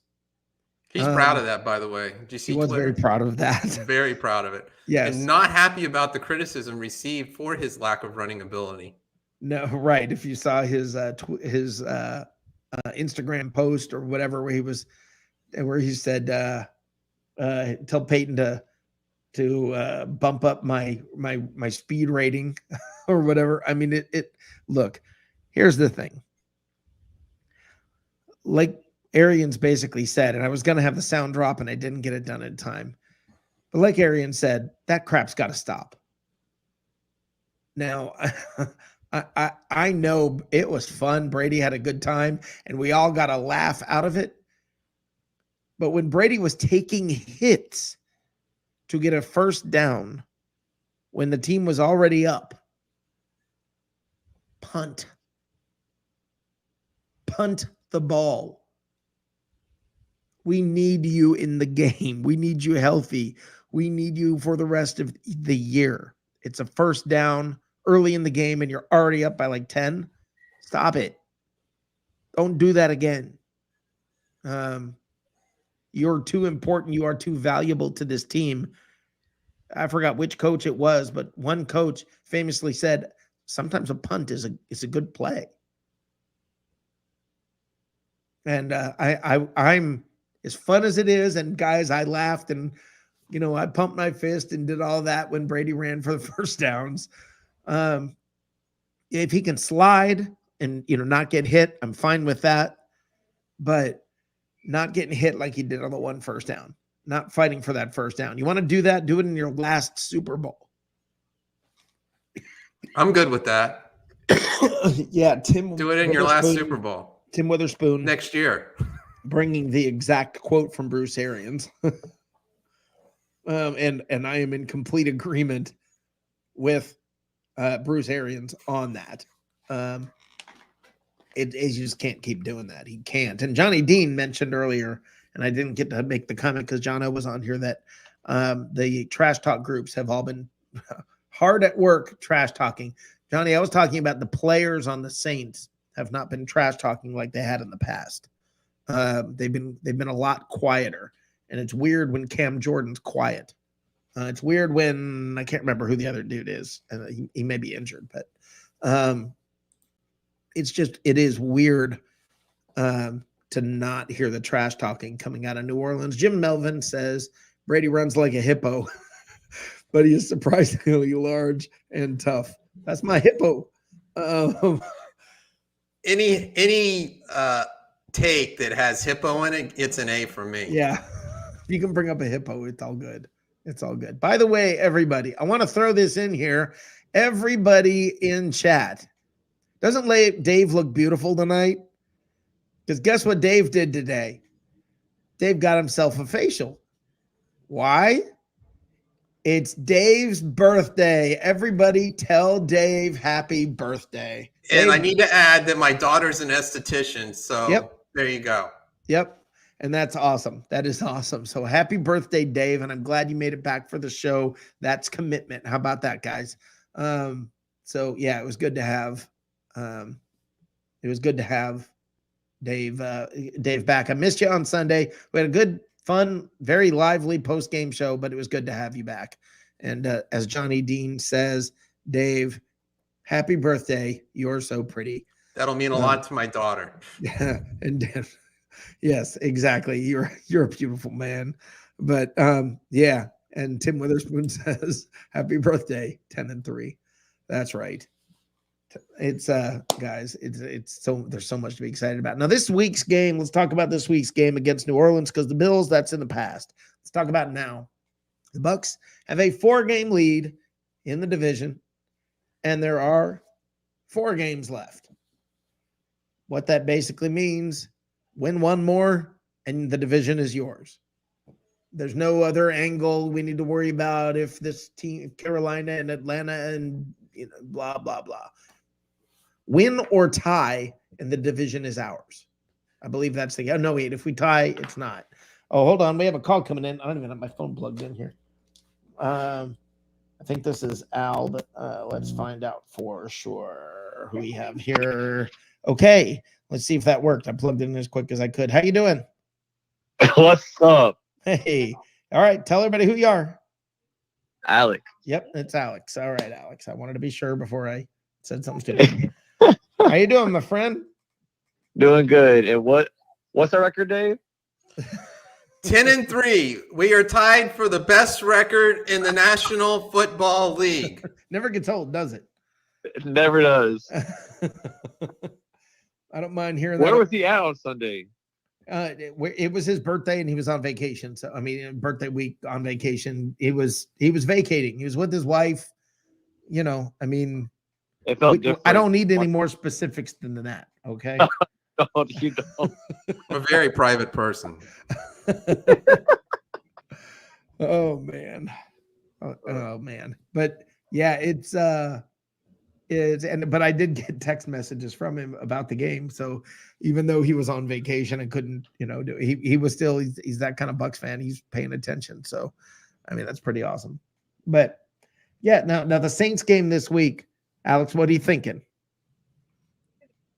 4 quarters, so we're NFC South champs. That's right. You think we're gonna win? Gotta stay positive. Well, no, you can be honest. You can be honest. If you think this is a tough game, if you think, I don't know, you can say. I thought they'd be 12-5 this year, and I'm glad I'm going to be wrong. What's that, Dave? I thought there would be 12-5. That was my number from before preseason. There will be 12-5, yeah, and I'm going to be wrong, and I'm thrilled. Yeah, I said 13-4. What do you think, Alex? To it. I was like around the same record that Dave had. Okay, I was around the same. All right, I said 13-4. I hope I'm wrong, but even if it ends up at 13-4, it's all good. All we gotta do is pray Lamar Jackson just heals that up and does. What's going on with the Ravens? He said it was the low ankle sprain. Yeah, but they're not looking like the Ravens even before that ankle sprain. So, I think their injury depth chart looks like a practice squad. Yeah. Yeah. Johnny Dean says he guarantees we win this game. Johnny Dean from the I think it's called the NFL edition on Johnny. Is that Thursday night? Or I believe it's Thursday. The NFL edition at 9:00 right here on Bucs Report. But yeah, I mean, the guys, there's so much. I honestly feel like this week's game, I get a feeling early in the game it's going to be tight, but that the Bucs will break away. Yeah, beginning of the fourth quarter, middle of the fourth quarter. I think the Bucs will open it up, and the Bucs will win by about 10. Yeah, Johnny. I mean, they always say the NFC South games are usually the ones that are the closer ones, right? And I think that'll happen. I think it'll be a close game until midway through the fourth quarter, and then I think the Bucs will maybe pull away and win by about 10. Yeah, So. the Saints just don't have it on offense. They might be able to hang around for a while, but the defense will put them in their place, and I think we have more than enough offense to take care of them in the second half. And everybody's coming back for the most part. I mean, okay, we don't have Mike Edwards, but we got Richard Sherman back, and he. Oh, by the way, I was gonna tell you, they have an update for Antonio Brown and Mike Edwards. What I heard today was that BA said he would make a decision later this week. Yeah, I saw that today too. I was like, I mean, as much as, because they're saying it could be, it can go one or two ways. He can either keep him and go back on his word about saying he only has one chance here, or they can cut him. He goes to a playoff team, That's and then they regret that decision. That's the problem. If they cut AB, he's going to Green Bay. I mean, by next week, he'll be playing in Green Bay. And the thing is this, guys, AB's been a model citizen. He did something stupid. He had actually corrected what he did that was stupid before he ever got caught. He had actually corrected it. So Bruce Arians from the beginning said no way was AB even coming here because he was too much of a diva. He's already gone back on his word, right? Then he already went back on that, and they brought him on board. And then he said, he only gets one screw up. That's it. Well, in isolation, this is not it's not a kick off the team offense. Right. It is stupid, and it is embarrassing to the organization, especially since they went to bat for him when the story was breaking, and now they have egg on their face. But it's not a kick off the team in and of itself. And Bruce Arians has gone back on his word so many times. Why start now implementing something like this? So I think he sticks around, if for no other reason, so no one else gets him. I agree completely. I think that's Dave. I think you're dead on with the bringing up the analogy. I mean, and Johnny says there's a third option, and that's they can keep him, or they can keep him on the team, but keep him on the bench. You're not going to do that if he's on the team. You're not going to do that. I mean, you might for a little bit, maybe for a game or part of a game, something like that, you might do it, or you might have him on the field less. You probably ought to do that anyway. Break him back in slow because he hasn't played in a while. Look, all of the talk about they haven't made a decision yet. Arians saying he'll decide later in the week. He hasn't decided yet. It's, at this point it's undecided, blah, blah, blah. BS. They know exactly what they're doing. Okay, come on. If you think they don't know what they're doing, really, they're just going to make the decision on the fly? They're going to draw straws. Right. I mean, come on. They know exactly what they're doing, and they're not going to cut AB. They're just not going to cut AB and let that come back and haunt them. It's not going to happen. With the Arizona Cardinals, they don't look as scary as I thought they was going to be. No, well, they didn't this week. They did not look scary this week. Again, it's a division game, though. And division games are closer. It's good game film. Yeah, well, they are getting game film on them. You are correct. Absolutely, that is correct. And I got to say, let's give props. Alec, let's do this one last thing here on the call. Let's give props to Leonard Fournette, who just keeps getting better for this team. I mean, Leonard Fournette went from a luxury to you got to find a way to re-sign that dude. I mean, he's become that important to this team. I mean, you got talent's never been a problem. It's been injuries and other heart, but it hasn't been. Yeah, it hasn't been. The talent has been there. That dude grew up. Something happened over the last year. Something happened where he's now leading, giving pep talks to the team. And he's about K Lenny soon. What's that? He's about to be 1K Lenny soon. Yeah. Yeah. So I mean, it's exciting that, man, and Evans has got he's gonna. I don't know how many yards he has left, Dave. If you can check that out. But Evan, that's like what's that?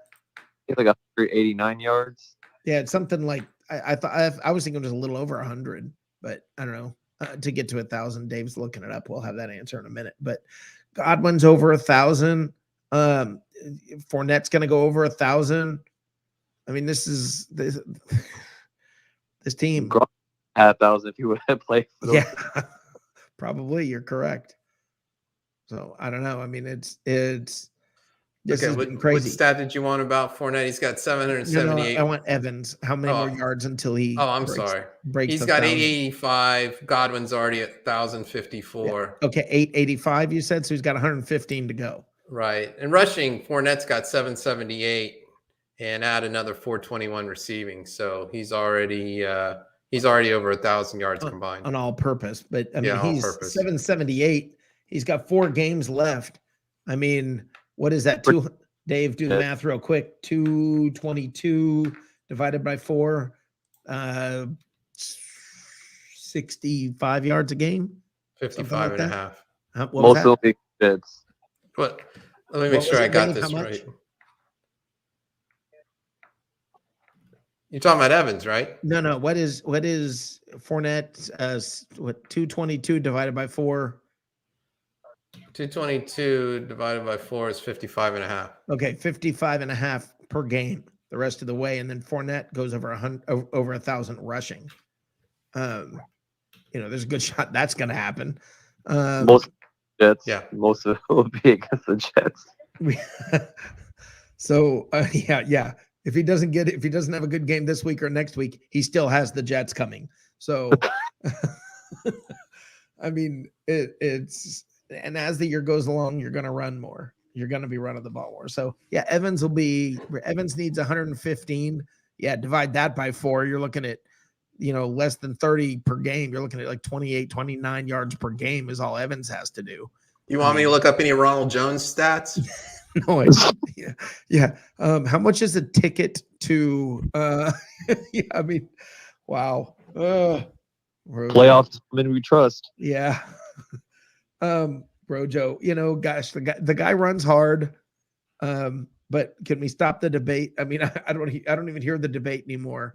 And that's the amazing thing is when people who were on Rojo's side, they're not even saying anything anymore.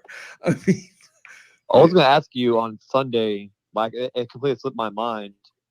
Do you know if the Scotty Miller inactive was an injury or was it just the game plan wise? Well, was he inactive? Yeah, he was inactive on Okay. Sunday, It's but probably. I mean, the thing is, it may have just been.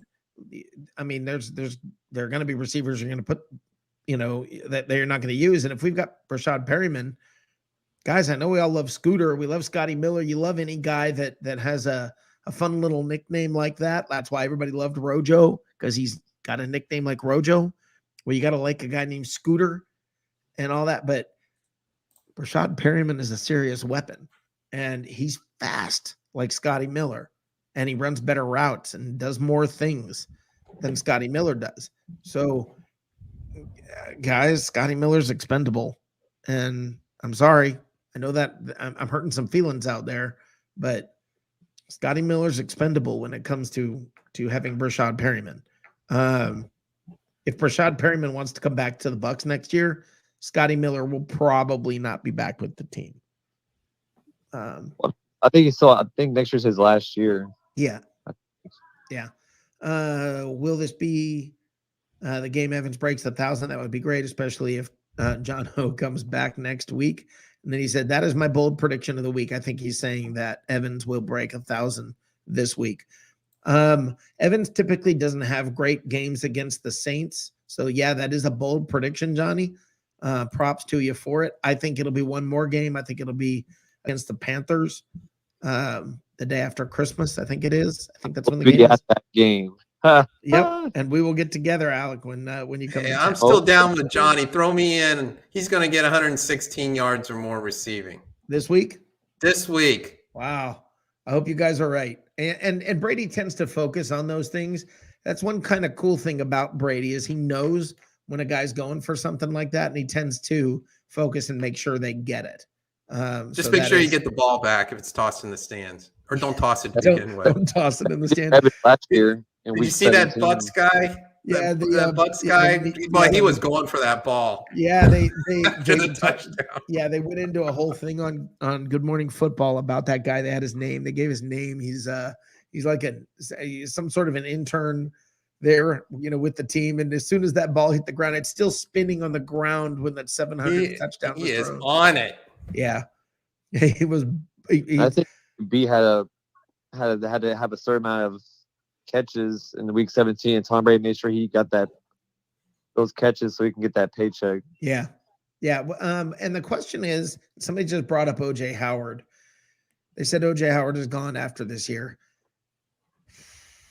Well, glad he made it to week 14 without getting injury. Yeah. Well, I mean, I actually think he does have some sort of an injury. I don't think it's like serious, like keep you on IR kind of a thing, but I think he has been a little bit injured, dinged up, or whatever they call it. But yeah, I gotta say, I think you're right. I think OJ Howard, I think the experiment's over. For the best of OJ Howard and maybe for the best of the team, maybe you do what you got to do. I'm surprised these mad Bucs fans are not asking about who we're going to draft this year. At 32, hopefully it'll be 32 again. So Johnny Dean says, yeah, OJ Howard has an injury. It's his pride. Yeah. Nice. Tim Witherspoon says OJ lost his pulp. Oh man. Well, thanks for calling, Alec. No problem. Anytime. Yes, sir. Great to hear from you, Alec. What was that, Dave? Great to hear from you. Oh, yeah. He said, what was the record again, Dave? The Tampa Bay Buccaneers are tied for the best record in the National Football League at 10-3. Awesome. Go Bucs. Go Bucs. All right. Way to go, Alec. A good call. Very good call, as always.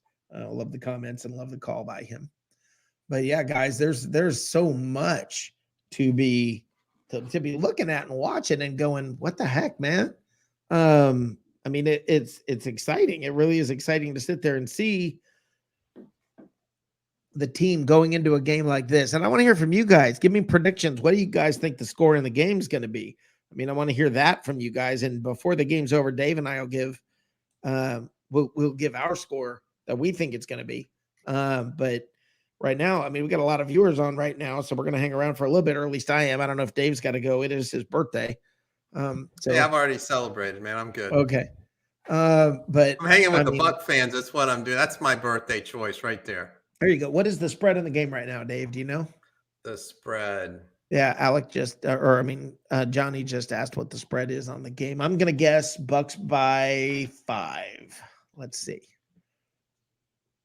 We will find out. That's just a guess. Okay, we got Tim. Tim Witherspoon and Buster Rags both said 31-14. Carl Hardy says 38-17. And Alex says it's great to see Dave back on. And isn't that the truth? It's good to have you back, Dave. We had a good time with Ray on Sunday, but it's good to have you back. Thank you. Much appreciated. It's nice to be missed. Now, what does Jim say here? Since Brady came to Tampa, I've been amazed by 2 things: how great Brady has been at his age and how well the O-line has played. That's the thing, guys. They're almost the same offensive line. I mean, we have Wirfs, and that's a big deal. But let me say that, I honestly think that a lot of what was going on with the offensive line was maybe the quarterback didn't know how to read the defense well. And things were going well. Did you get the line, Dave? Oh, yeah. It's a 10.5 point favorite for the Bucs. 10.5? I thought it was going to be like 5. Okay. And R Breezy said that the spread is 11. I thought it would have been like 5 or 6. Wow. Hey, look, going into the game against the Jets, the Saints had lost 5 in a row, including a 31-6 thrashing by the Bills. So I think that they don't have the horses on offense. They're a broken team, so to speak. They know they don't have it this year, and this is not your typical Saints team. You are absolutely correct, Rick. The defense matches up well against the Bucs offense, and it'll slow it down. And their offense matches up well against the defense because they get rid of the ball so quick, and it basically takes the effect away from our defensive line. Very true as well, but they just don't have the horses this year. I hope you're right. And the Bucs will wear them down. I hope you're right. It just, to me, this is one of those games that it scares me a little bit. I think when it comes to the Panthers and the Jets, I mean, look, those are grown men on the other side, and that's going to be their Super Bowl, basically, playing the Bucs. So I get it. That one of those games could be, look, we could beat the Saints by 10, 11, 12, whatever. Guys, we could lose to the Jets or the Panthers, and everybody's going to freak out and be like, we don't deserve to be in the playoffs. I mean, everybody's going to freak out, and we're going to hear all that. But those are grown men on the other side of the football, and don't think those games are automatically easy. If you lose one more game, you're going to be 13-4. Yeah. That's pretty good. Yeah. Tight. In the National Football League, that's pretty good. They are on track to be 14-3. Soak that up, everybody. Now, Dave, what's the number of wins that they need to be at 40%? 12. 2 more. And and the Buccaneers will officially be at 40% over their entire over their existence. Johnny Dean says, not this time, Rick. They aren't throwing with any accuracy, and going beyond 20 yards is not happening with Hill. It allows the Bucs to shorten the field. Yeah, Johnny, I agree with you, but they never throw the ball over 20 yards. They didn't throw the ball over 20 yards with Breeze, and so they could shorten the field there, and they still beat us twice last year. So I get your point. I think you're right, but they weren't throwing the ball over 20 yards with Breeze either. And they were still beating the Bucs. That actually, what happens is, yes, it shortens the field, but they become a ball control offense against the Bucs, which keeps the offense off the field, or the Bucs offense off the field, and it takes the defensive line a little bit out of the equation. And so we'll see what happens. And I hope you're right, Johnny. I do hope you're right. But one way or the other, we're going to playoffs, guys. There's going to be bonus football. I mean, that's the cool part of all of this, is there's going to be bonus football. We may have the MVP on the team. I mean, that's crazy to think about, that the Bucs have the league MVP. And I mean, man, what does Brady do? I'm going to throw it out there. It's the first time I've asked this question. It's the first time I've really taken this question seriously, but we're getting near the end of the year. So I start looking at it and it does hit me. If Brady wins, does he go for 3 or does he call it a day? What happens? Well, I think I'm going to, I know Brady says 90% of what I say in press conferences, it's just don't buy it. I'm just I'm talking stuff, man. Don't worry about it. But I do believe he says he'll keep playing as long as he can contribute. I don't know his exact words, but basically, as long as I'm competing for championships, I'll stick around. And I think he would have to assess his physical, where he's at physically, where he's at mentally, emotionally, after every season to see if he's going to continue on. And I don't even think he would know the answer to that question, even though he's going to say, yeah, I want to play till I'm 50. No, yeah, I agree with But that. if he doesn't think he can come back and play at a championship level, he ain't coming back. He's done. He doesn't want to be 10-7, barely making the playoffs. He doesn't want to be 10-7. We would have killed for that. No, he didn't want to be 10-7, eking out the 7th playoff spot and getting hammered in the first round. He's not interested in that. As Tim Witherspoon says, Taysom Hill isn't Drew Brees. Yes, Tim, but for the last several years, Drew Brees wasn't Drew Brees, and they were still beating the Bucs. So Johnny says Brady will honor his contract if they win this season. He will definitely go for 3. I think you're probably right, Johnny. I do think you're probably right. If I was a betting man, I would put my money on the fact that he would come back and go for 3. And again, and like Matt Ferguson here says, Brady would retire if we won it. I thought it would have been absolutely poetic if he just, after that Falcon comeback, mic drop, I'm done. I mean, how can you go out on any higher note? Well, apparently we're finding out that there's a much higher note and he's got a whole nother songbook to it. But honestly, I thought, hey, 28-3 comeback into Super Bowl. Bye. Yeah. It's been real. It's been great. I'm the greatest ever. I'm done. But he didn't. Wins, and I'm glad he didn't. This is great. Yeah, there is a part of me that says if he wins 3 in a row, go. At that point, go. I mean, you're so untouchable at that point. I mean, this is the thing I say about Brady is I think there's a debate, like in the NBA, we always hear, is it LeBron or is it MJ? You know, and some people don't forget Kobe. What's that? Don't forget Kobe. Or Kobe, right? And the discussion. I mean, we hear the debate. There's no debate in football. There's just no debate in football. I mean, if you take Brady out of the equation, who's the greatest football player ever? Well, now we can debate. If you take Brady out of the equation, but you can't just say who's the greatest football player ever. Now, the fun part of this, guys, now listen, y'all know I make fun of myself and all my stupid predictions or things I get wrong. I'm here to help. Before the year started, what's that? I said, I'm here to help. Yeah, well, before the year started, Dave's here to make sure I make a fool out of myself in those moments, and I deserve it. There are many. But I predicted before the year, Bucs Patriots Super Bowl. And if that comes to fruition, guys, it's going to be the biggest football game the NFL's ever seen. It'll be the biggest football game this country's ever seen. If it's Brady Belichick in the Super Bowl, all hands on deck, baby. It's going to be huge. That could be a fly in the ointment to that people have written off. Yeah. And we all said for so long, is it Brady, is it Belichick? And after last year, I said, that's been answered. Well, I was wrong.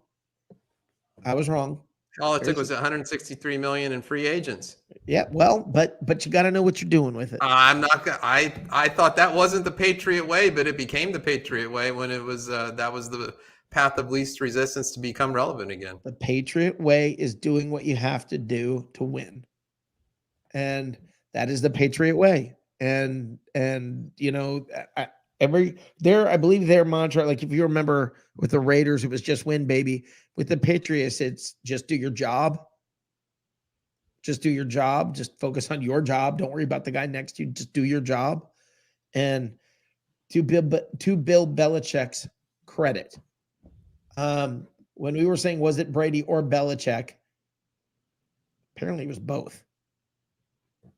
The affirmative would be the correct response. Yeah. Is it Brady or Belichick? Is it Brady or Belichick? Yes. And when it comes to coaching, Bill Belichick is the GOAT. I don't like him. I don't like his personality. He's a flashy dresser, though. There's so many things I don't like about him. What'd you say? He's a flashy dresser, though. He's a horrible dresser, cutting the sleeves off of his sweatshirts and all that. Makes for great commercials. It to me, as I look at Bill Belichick, I'm props to the guy. I hate him, but props. I mean, he's done what he's done this year. They got the best record in the AFC, guys. It is what it is. And Johnny was correct. Johnny pipes up when he's right. Like I told you, Rick, it was both. Yes, Johnny, you were right. Now let me step up like that when you're wrong. But yeah, you were right about that. I will give you props, Johnny. You were right the whole time about that. You never put up wavered on that. because I agree with them, and that's who I was meaning as a fly in the ointment is the Chiefs. Yeah. Because they're winning with defense, and Patrick Mahomes is adjusting to the team he has this year, to his credit. And the Chiefs don't look now, but they're right on the Patriots' heels. Oh, I agree with you. I agree with you, Johnny. I'm just busting on you. Man. But yeah, no, I agree with you. The Chiefs are looking like the Chiefs again, and that we could have a rematch. A different version, and that's a credit to Andy Reid's coaching and to Patrick Mahomes to making adjustments. Yeah, and the defense, their defense has stepped up, and that defense that was such a huge problem early in the year, the Chiefs' defense is looking I mean, they're kind of scary, and so what are you going to say about that? I mean, we a rematch in the Super Bowl. I can tell you this. If there's a rematch in the Super Bowl, don't expect a repeat of the Super Bowl. Let me say it again. If there's a rematch of the Super Bowl, don't expect a repeat of the Super Bowl. And Johnny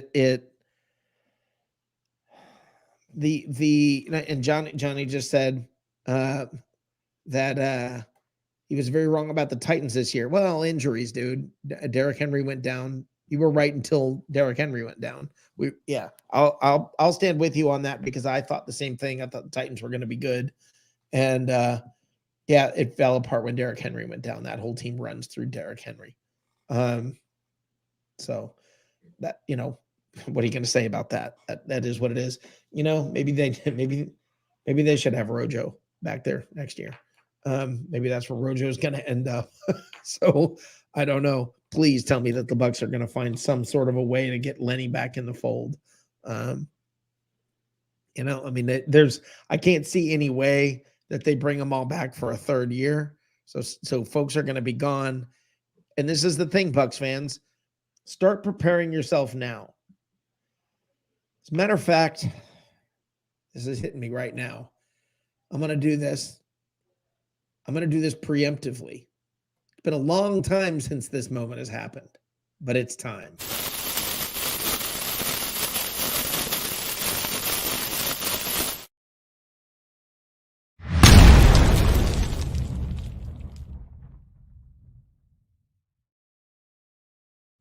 When the Bucs start losing players after this year, when they start signing with other teams, don't effing tell me Jason Light sucks. Don't freaking tell me that when the Bucs have to lose players that they suck. Stop it. I don't want to freaking hear it. All right? I'm not going to want to hear you whining about players that we couldn't get to sign again, because guys, you can't re-sign all these people forever. They're gonna want to get paid like you do at your job. You're gonna want to get as much as you can. They're gonna want it to happen, and it's not Jason Light being a bad GM. He's going to have to do what the Patriots GM, Bill Belichick, he's going to have to do what the Patriots do and reload. It's what's going to have to happen. And maybe you lose one guy that we love. It's going to happen. And you bring in somebody else from another team, and maybe another name you've heard of, maybe not, and they're going to fill in. And that's how it's going to work. We're going to lose players, guys. We're going to lose players. We're going to lose players. And it doesn't mean the GM sucks. It doesn't mean the team doesn't care about the players. It's freaking going to happen. They're going to go get paid. They're professionals, and that's part of the reward of winning a freaking Super Bowl. If you win 2, teams are going to be throwing money at you. Coaches are going to leave. Players are going to leave. It's been happening in New England for 2 decades. The Bucs are going to have to figure out a way and find a way to survive it. I don't want to hear you guys bitching and whining and moaning that the GM sucks. Prepare now. Everybody prepare now. Prepare. Get ready for it. Get ready. Get ready. Guys you love are going to leave. It doesn't mean they hate the Bucs. It doesn't mean they're not loyal. It doesn't mean they're bad people. It doesn't mean the GM sucks. That's what happens when you win. That's how it goes. You can't keep re-signing everybody. So guys, get over it. Get ready. It's gonna happen. Get ready. Suck it up. Love your team anyway, even if your favorite player leaves. Love your team anyway. All right. I got that off my chest. Feel better? A little bit. Good. But I know it's coming. I know all the whining is coming. It's going to happen. And it's just crazy. And by the way, to all of you guys who the offensive coordinator, should be fired. Everybody, you saw people even putting up posts that were against Brady and, talking about how, stop giving Brady the credit and blah, blah, blah. Tom Brady in the red zone since joining the Bucs. Tom Brady in the red zone since joining the Bucs. 60 touchdowns, 0 interceptions in the red zone. 60 touchdowns, 0 interceptions in the red zone. You sure you want the other guy back? Hey, Matt Colson, Matt from OKC. Matt, part of Buck Wild on Saturday nights here on Bucs Report. How you doing, Matt? I'm good, man. I've been listening, kind of lurking around. From your friend from New Orleans or wherever the hell he was from. Yes, sir. John O'Barnes. Yeah. Hey, Matt, I got one question for you. Go ahead. What's our record, David? The Tampa Bay Buccaneers are tied for the best record in the National Football League at 10-3. And my question to Matt is, how did your TV survive the second half Bills comeback? Dude, I had to go to the Best Buy and use a credit.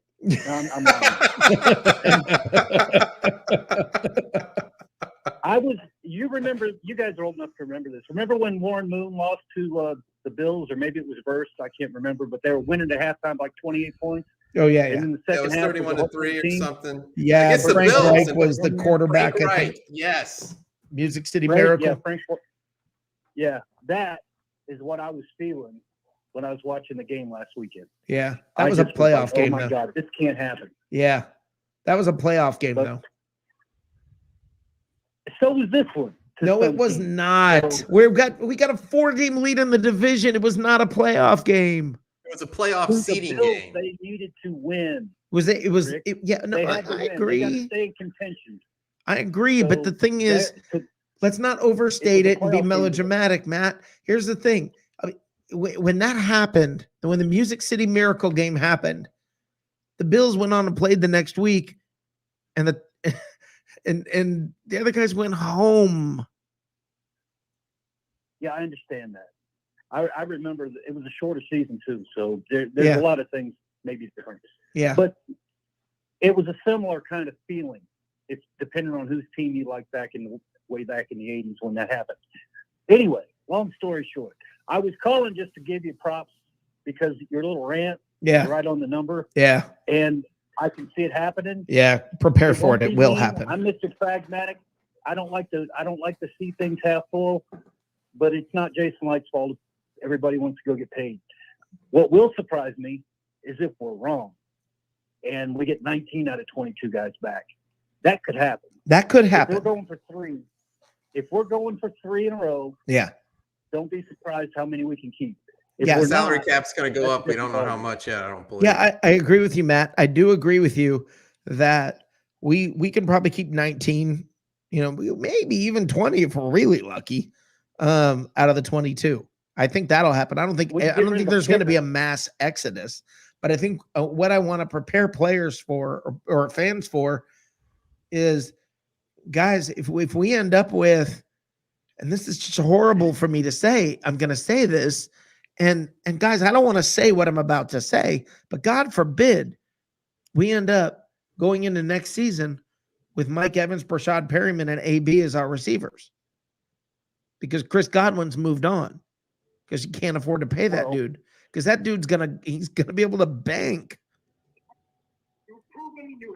Yeah, that's true, but I don't know. I think Brady would have something to say about Godwin. He doesn't have any say in him going to get paid. The Patriots have been leaving that team for years. Yeah, but this is kind of a different environment for him. He's got the ability to weigh in a little bit. Yeah. I'm not saying he can get it done, but he's got a lot more clout with the GM and the coach here. Yeah, you're right. In New England. Yeah, you're right. The team looks up to him more as far as he's the, when he speaks, everybody does what he says. It's not all about Belichick. Yeah. Yeah, he's the straw that stirs the drink, as old Reggie used to say. Yeah, you are correct on that. But what might happen is, like I said, if we get two in a row, Brady doesn't retire. He's going to be here for the third year. The whole game is going to be different with the GM and the coach. They're going to find a way to get Brady his guys. Yeah. The one thing that we can lose, and we probably will lose, is off the defense because we've got Tryon now, and so you can lose JPP. That would save a ton of money. Well, that's what Johnny says. He can name two that are probably gone, Sue and JPP. Isn't one of them signed for 2 years? Or are they both done after next year? Signed up. He renewed for a year, I think, because he wanted to try to go for 2. Right. And a guy who wants to go for 2 is going to want to go for 3. But didn't JPP sign for 2 years? Yeah. I don't remember. Yeah, Johnny says the only way Godwin stays is if he takes an Evans deal. We just can't pay a wide receiver quarterback money, and that's what it would take, 18 to 20 million. I agree, Johnny, and that's what I'm trying to prepare everybody for, because everybody's going to freak out and say we should have let Evans go.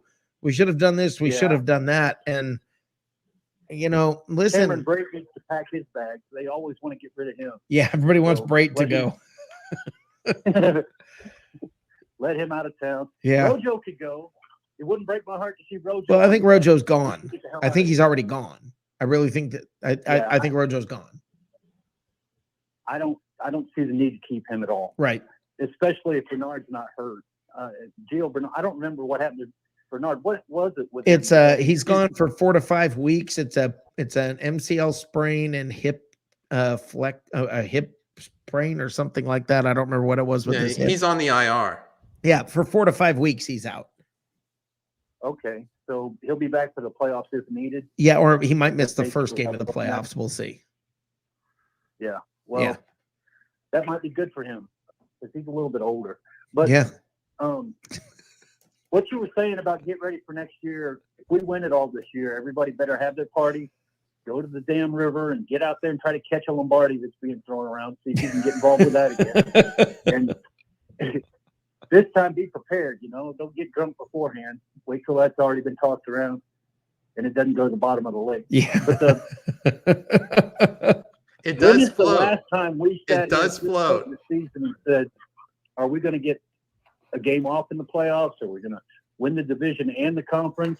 I mean, Yeah, what's our last record again, Dave? year we weren't saying that. No, we weren't, but we are now. Yeah, I know. And we've You're been right. saying it for 2 weeks. Yeah, you're They've right. been talking about us for 2 weeks, Yeah. and that's unheard of. Yeah. That guy from the Saints, they didn't talk about the Saints in the last month. They talked about the Saints in the last 2 or 3 weeks. Right. That's the way they always ended up. I was going to call in and tell him this, but I didn't want to get real much into it. We go to the playoffs. We go to the Super Bowl. He goes to the playoffs. He almost wins and blames the referee. That's the difference between the two teams. We're 2-0 and he's 0-2 Yeah. or 3 or whatever. Oh, I The Saints love don't know how to win that. I love being on the winning side, listening to everybody complain about the refs Yeah. and the play and everything That's the else best under they the can sun. do. It's a wonderful place to be. Well, we've been on the I- wrong side of that for so Oh, many years. Yeah, if the refs this, the refs that, it was interference, it wasn't, Yeah. blah, blah, blah. You know what? We won. That's right. Johnny let them- Dean says, They "Don't be let them surprised." play. Yeah, Johnny Dean says, "Don't be surprised if Rojo stays. They really like the 1-2 punch with him and Lenny. Plus, he costs nothing." Johnny, I think he costs nothing right now, but I think his contract is up, and I think he will be gone after this year because somebody's going to want to try and use him as a starter, and the Bucs just aren't really using him anymore. I mean, it was a 1-2 punch. Now it's like, sometimes Rojo gets a little action. But They it's usually give him like 3 or 4 plays and then make him go back to his room. right. It's weird. Yeah, They don't mix them in like they used to do with Warwick Dunn and Allstott. right. They just say, okay, Lenny needs a break. So get him on the oxygen, put Rojo out there, and call a timeout to stretch it a little bit. And we'll Agreed. do 2 or 3 plays with him. Agreed. And then Lenny gets back in the groove. Agreed. That's weird. Hans Gruber says Jono eats beignets with his pinky pointing up. Nice. Nice. That's awesome. I'm not reading Hans's next comment. I'm just going to leave that right there. That's funny. Yeah. Hey. Well, anyway, I wanted to call in and just kind of stir it up a little bit and compliment you on an exquisite rant. It was dead on point. And all these guys that are Tom Brady fans turned into Buck fans, they're going to flip out because they don't know what's about to happen. And you're right on because we can't keep the whole team. If we kept 17, I'd be happy. And I don't see that happening. Yeah, I think it's we'll see what happens, but yeah, these guys are gonna want to get paid, and you can't mortgage the future, the entire future. I know you want to win now, but there is some limit to what you're willing to do, and we'll see. Yeah, we'll see how it plays out. Good call, Matt. All right, guys, you have a good night. And Dave, what's our record again? The Tampa Bay Buccaneers are tied for the best record in the National Football League at 10-3. Beautiful, man. Ah. That is something else. That's going to put me over the stars for the night. That's You right. guys have a good night, and I'll talk to you another time. Maybe Saturday night on Buck Wild right here on Bucks Report at 9:00, right, Matt? Or is it 8:30? We can't get crazy then. I'll have to check and see what record is at that point. They may change it. They may give us All right. You have a good one, brother. All right. Good night. All Have a right. great it's one, Matt. Matt from OKC. Matt, part of Buck Wild, 9 p.m. on Saturdays, right here on Bucks Report. And boy, Matt brought it tonight. Johnny loving the comments tonight. Your comments are on point tonight. I'm loving it. Absolutely.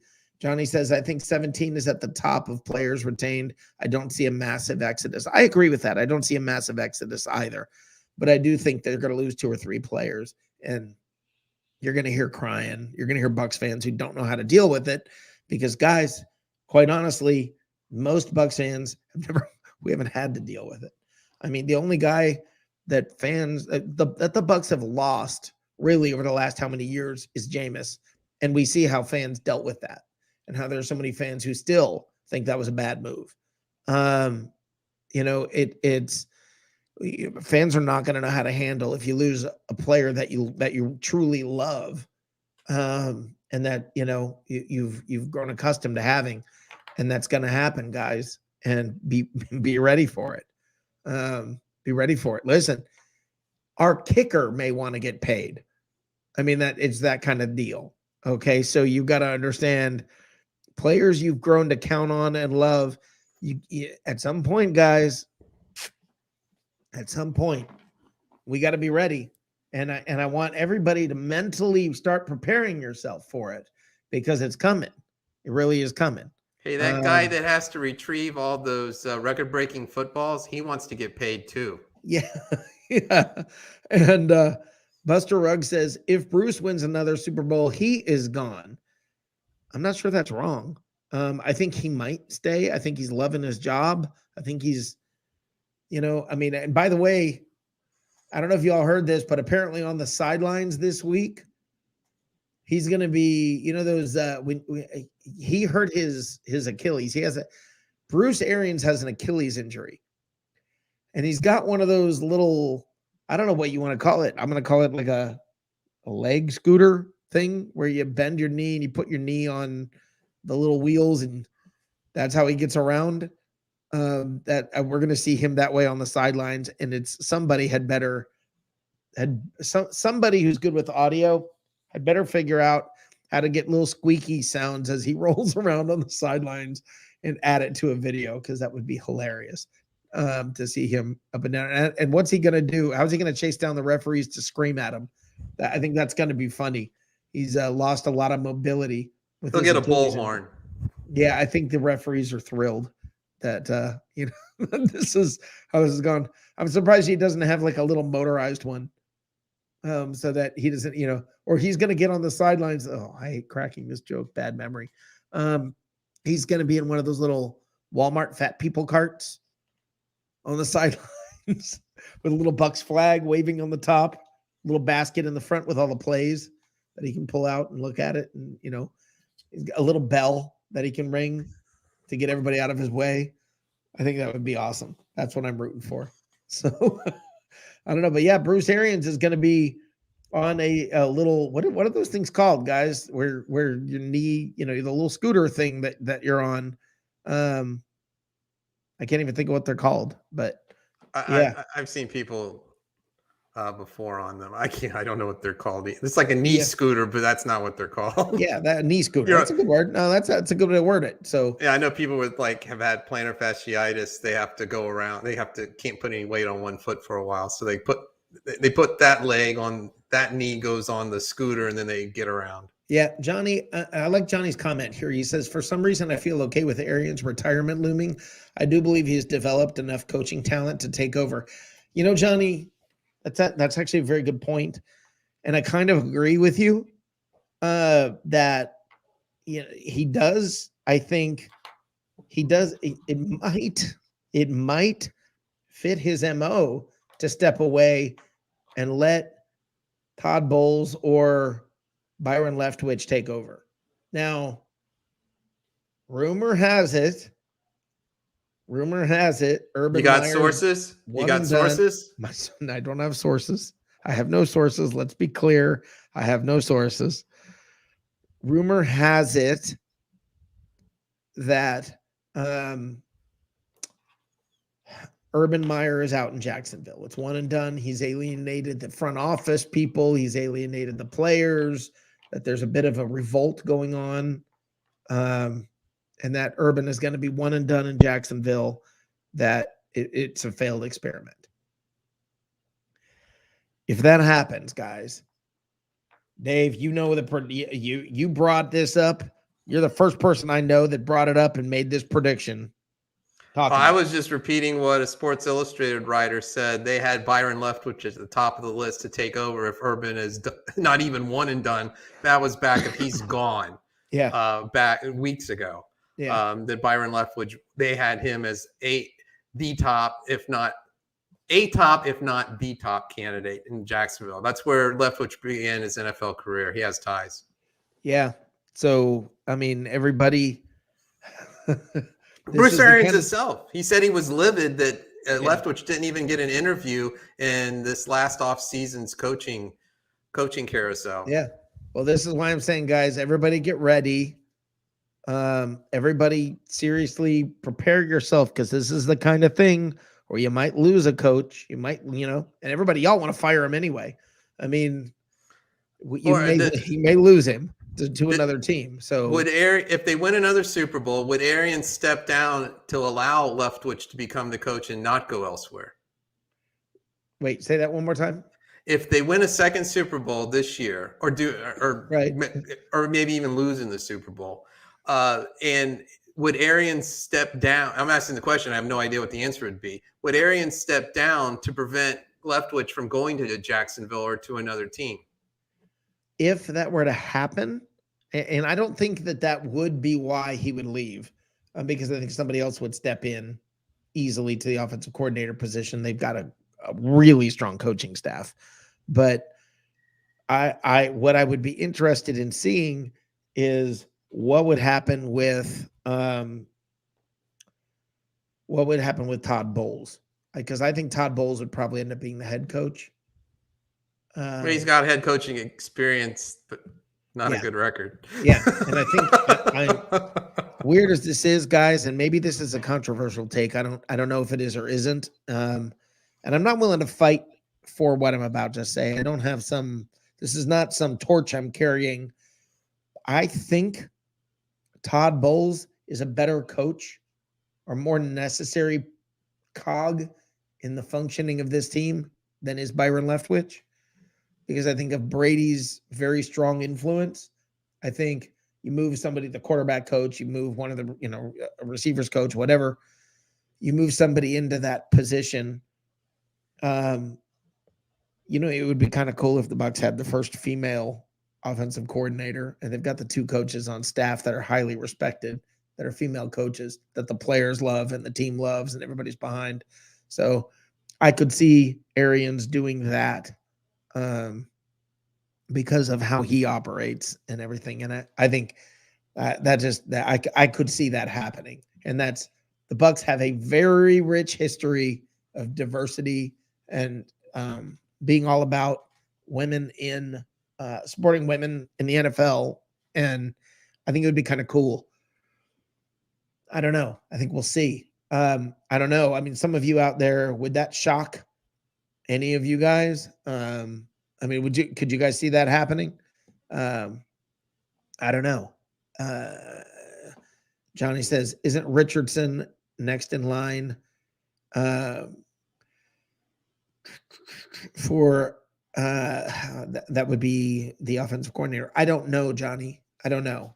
So I don't want to act like I know. I'm just saying that's something I could see. I thought you had sources. Didn't you have sources? No, Johnny doesn't have sources. Johnny's like we are. Johnny makes fun of the people who say sources tell me, and it's actually just they read it on Twitter.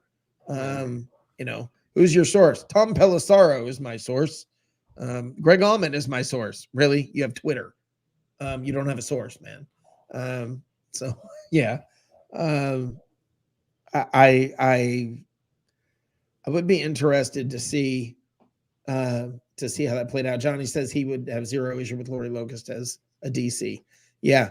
I don't know. I mean, it'll be interesting to see how all that plays out. I think we all need to prepare, guys. I think we need to prepare. We're going to lose a coordinator. It's Todd Bowles or Byron Leftwich. At least, maybe both, but at least one of them is gone this offseason. Don't be shocked if it's not both. So be prepared for that. Be ready for that. And guys, I bring this up all the time. New England's been dealing with it for years. And just like players, you gotta say next man up. Same thing in the coaching ranks. It is, and this is what scares me is Arians said he came back because basically his guys were all available. His coordinators, everybody was available. His guys all happened to be available and willing to come to Tampa. What happens if he starts losing his guys? What happens at that point? Johnny, you are all over it tonight. The beauty of this team is its coaching depth. Agreed. But if you lose Arians, does the whole thing start to come unwound? Because the next coach who comes in, are they going to want that large coaching staff? Are they going to follow that same thing that Arians does? I think it's an interesting question, Johnny. Does Arians really hold that whole thing together? Dave, what do you think when you think like in the pantheon of Buccaneers coaching? Lehman Bennett. In the pantheon of Buccaneers coaching, Richard Williamson. Who is the best coach? The best This coach? is a fun question. Okay, the best. Yeah. Not who got results, but just the best Who's coach. the best coach?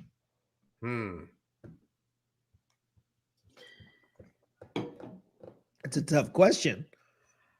I tell you, my favorite coach was John McKay. And just personality wise and that sort of thing. Really, through the years, the Bucs have been so bad. I mean, you never thought about best of anything for the most part. Just most entertaining, and there's certainly Coach McKay was.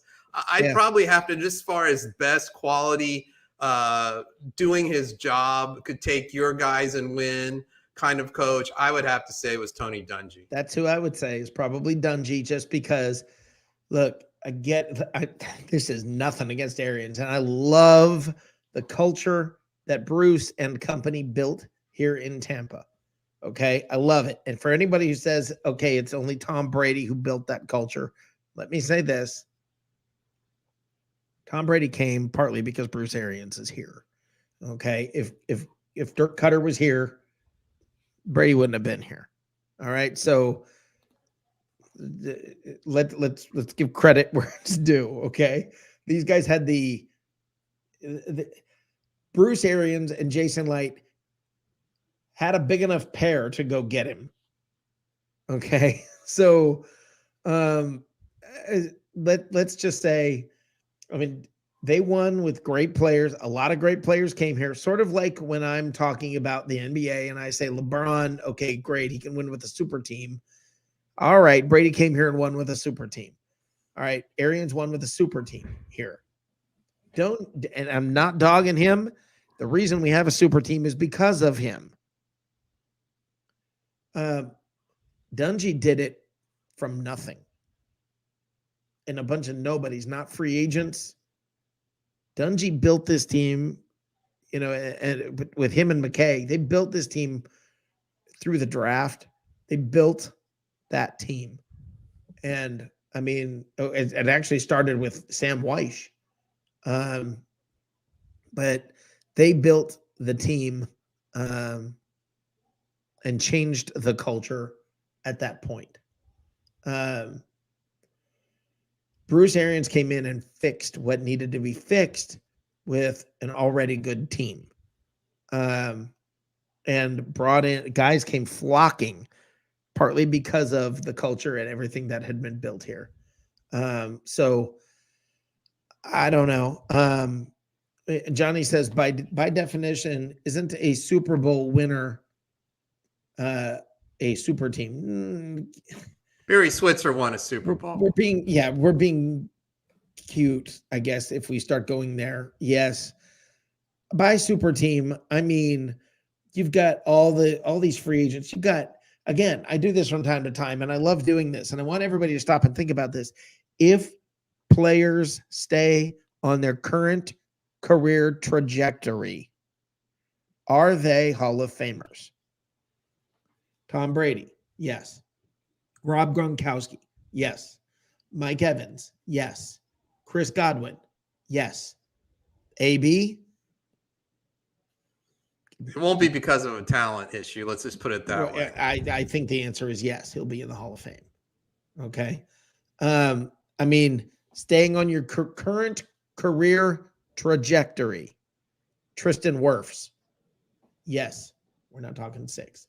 Now let's go to defense. And Ndamukong Suh, Hall of Famer? Yes. JPP, Hall of Famer? Yes. Keep them on their current career trajectory. Okay. Is Vita Vea a Hall of Famer? Yes. Keep them on their current career trajectory. Is Devin White? Yes. Richard Sherman? Yes. Levante David? I sure hope so, but I'm not even going to count him because he doesn't get the respect he should get. Okay. Who else? Antoine Winfield. If he keeps his career going like he's going, yes. Guys, I just named 12 that are Hall of Famers. 12 that are Hall of Famers. I mean, that's insane. And I didn't count Levante David. That's ridiculous. I mean, that really is crazy. I didn't count Leonard Fournette. I mean, you could make a solid argument. 15 out of the 22 starters could end up in the Hall of Fame. Leonard's got a lot of catching up to do just because of his injury-riddled season. Agreed. That's why I didn't. That's why I didn't count him. But that's what I mean by super team. All right, there are more Hall of Famers on this team probably than any team in history. I'm thinking that's a pretty safe bet. Yeah, you had your Steeler teams back in the 70s, winning 4 out of 6 Super Bowls. Yeah, but I mean, a lot of those guys, you'd be shocked, didn't make the Hall of Fame. And it certainly wasn't, 10, 11, 12 guys. I mean, there's 12 almost that are just easy to say, yeah, okay, those guys, if they stay on their current career trajectory, yeah, okay, they're in.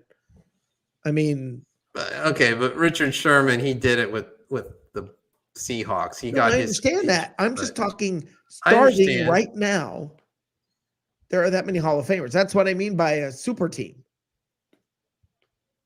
But I mean, you literally have the best ever at quarterback playing and the best ever at tight end both playing. It's fun, guys. So going 18-3 in your last 21 games, including the playoffs with a Super Bowl win, you call a super team? Yes. Fair enough. 18-3. Fire the coaches. I mean,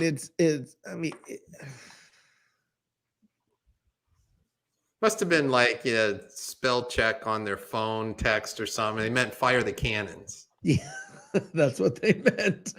That's what it is, Dave. Good observation. Autocorrect is their worst enema. Yeah.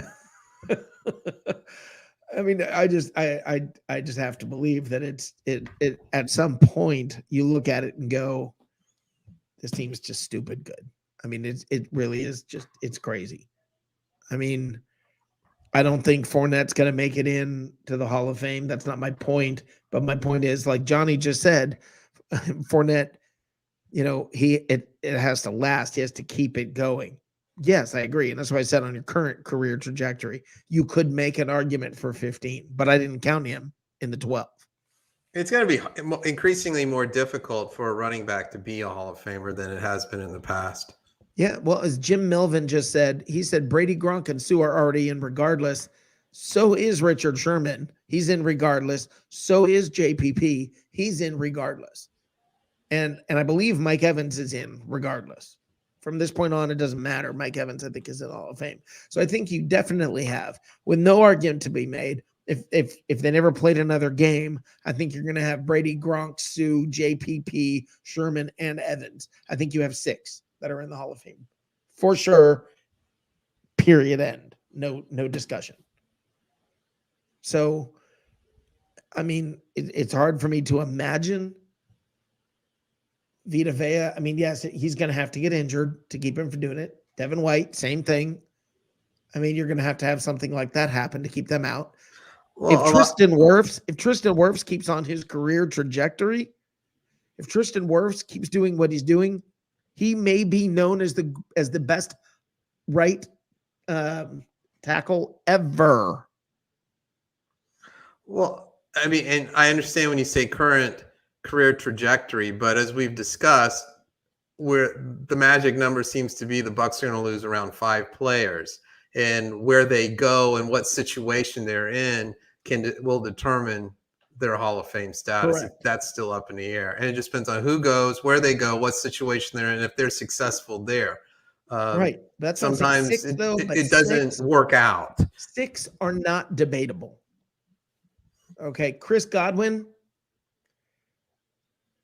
he's easily on that trajectory. Okay. And we've determined in the discussion tonight, he's most likely to leave. So again, Right. it goes back to where's he going to go? Who's his quarterback? What type of offense they're going to run? And how does he produce? You don't think he knows this in his head?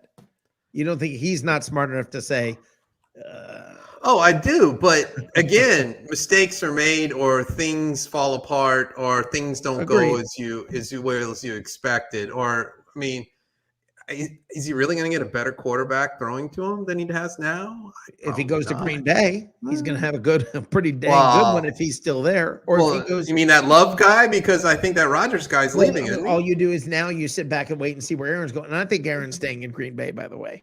But I think he's going to stay in Green Bay. I think he'll sign another like a 1-year deal or something like that and stay in Green Bay, and everybody's going to talk about it. He's the kind of dude that zigs the way everybody thinks he's going to zag. Right. I think people think I'll do this. I'm going to do the opposite. Yeah, everybody assumes he's leaving. You watch him not go anywhere. I mean, I see that. Johnny says LVD or JPP, Sue, and Gronk in, and one more ring, and LVD is in. I hope Levante's in. He just never seems to get the respect he deserves. Johnny, I hope you're right. And if that counts, that's 13. So, I mean, you could easily make the argument.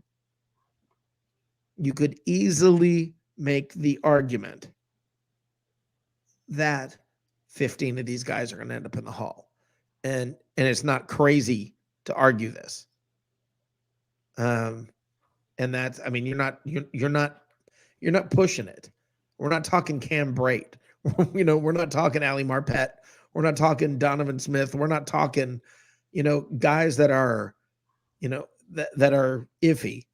We're talking guys that Shaq Barrett. Oh my God, I didn't even count Shaq Barrett. Now he's not been good for long enough, so I don't think he's going to the Hall.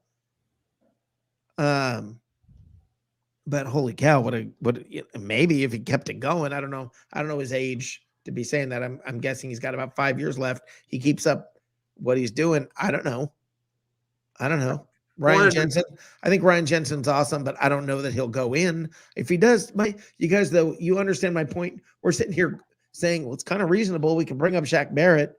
What about Ryan Jensen? I mean, this is my point about super team. Okay. You're looking at these guys going, crap, we've got stupid, ridiculously good talent. Tim Witherspoon says Shaq Barrett will make the Ring of Honor. Just this entire team, build another ring, okay? Just build another ring. Because there are so many players on this team who are going to end up in the Ring of Honor. It just, I mean, you're going to have to start bringing them in bulk if you want them in before. I mean, because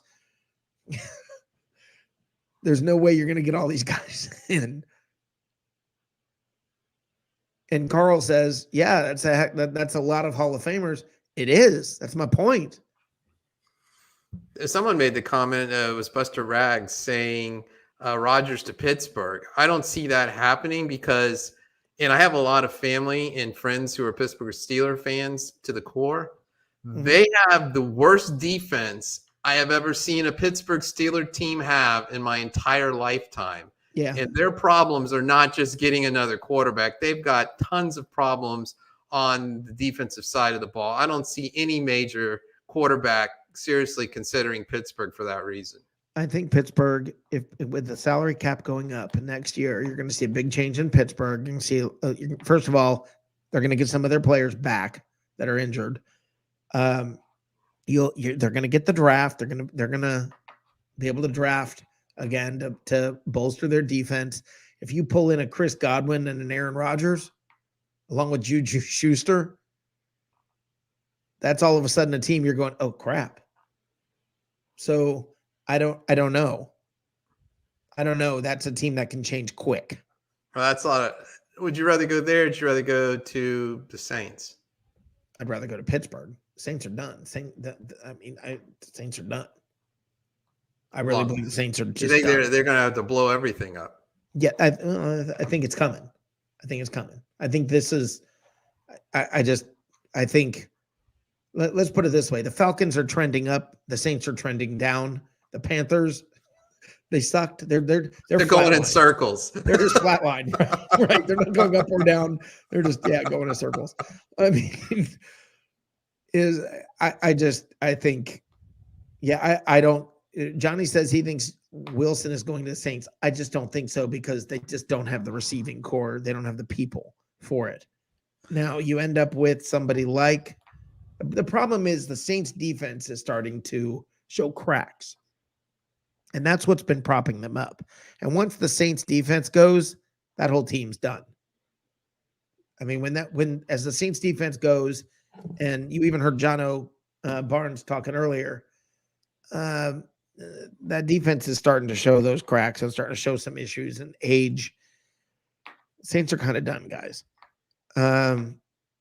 I just really think that they're done. I think they'll have another year for a high-profile quarterback to go to either New Orleans or Pittsburgh. You're going to have additional players brought in, free agency trades, or somehow Pittsburgh can do it. The Saints can't.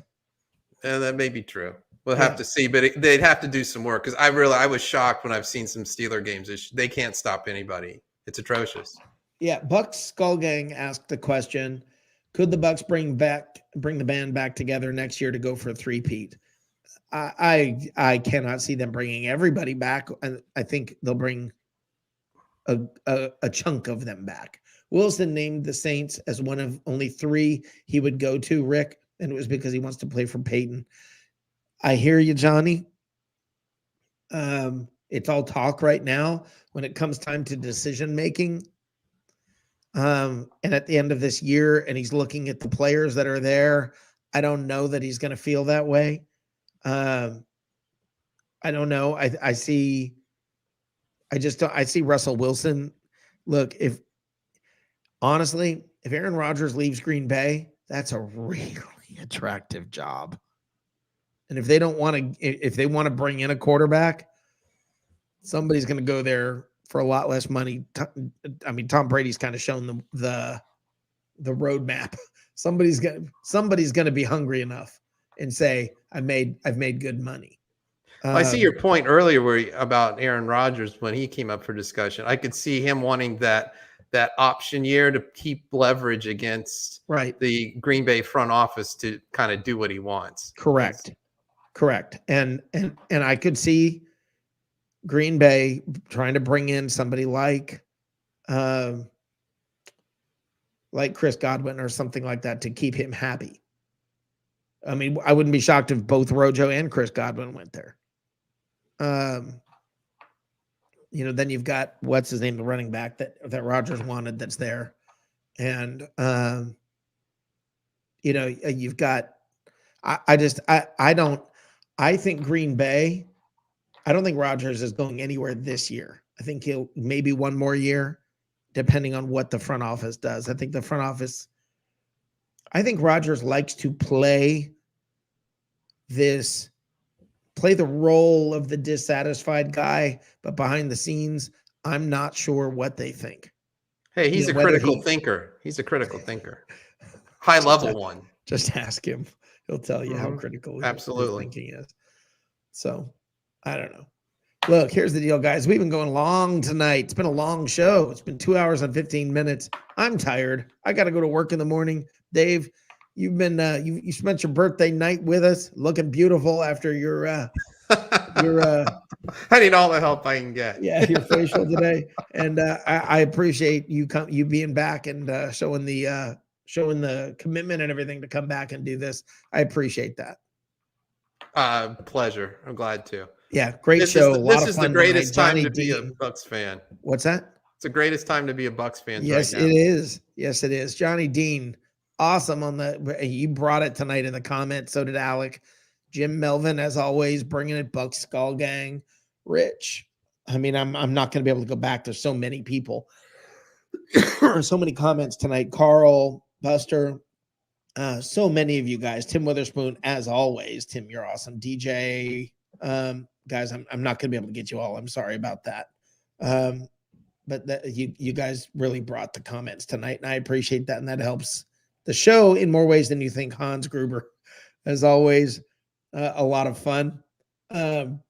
Love having Hans in the house. Guys, we've got a little feature we're working on that we might add next week. Matt Ferguson, thank you for coming here. Guys, I'm not going to get any more of you. Christopher Cole, I saw you showed up. Chris, look, here's the deal. We may have a surprise little addition to the show next week, and how the show goes down. We'll see how that works. But that'll be next Tuesday night. But in the meantime, we got a Saints game. Dave, what's your pick? What's your score prediction? Bucks by 13. Give me a score. Give me a score. 31-16. I'm pretty close to that. I'm 32-21. So, yeah, let's see how that goes. Maybe I should have said 18. I don't know. It's getting late. Bucks are winning by 13. They'll score 30 points. The Saints won't. They'll win. Yep. There you go. That's actually my thinking also. That is, they'll score 30 and the Saints won't. And they'll beat the spread of 10.5 or 11. Yep. Thank you guys for all being here. Dave, thank you for being here. Everybody, thank you. I appreciate you. I have all. one more comment. Just yes, sir. one that I've been really thinking on hard throughout the entire broadcast to close with. Hold on. You need to go full screen for this. Go for it.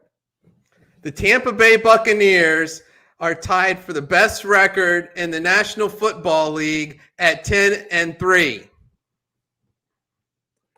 Go Bucks. Go Bucks.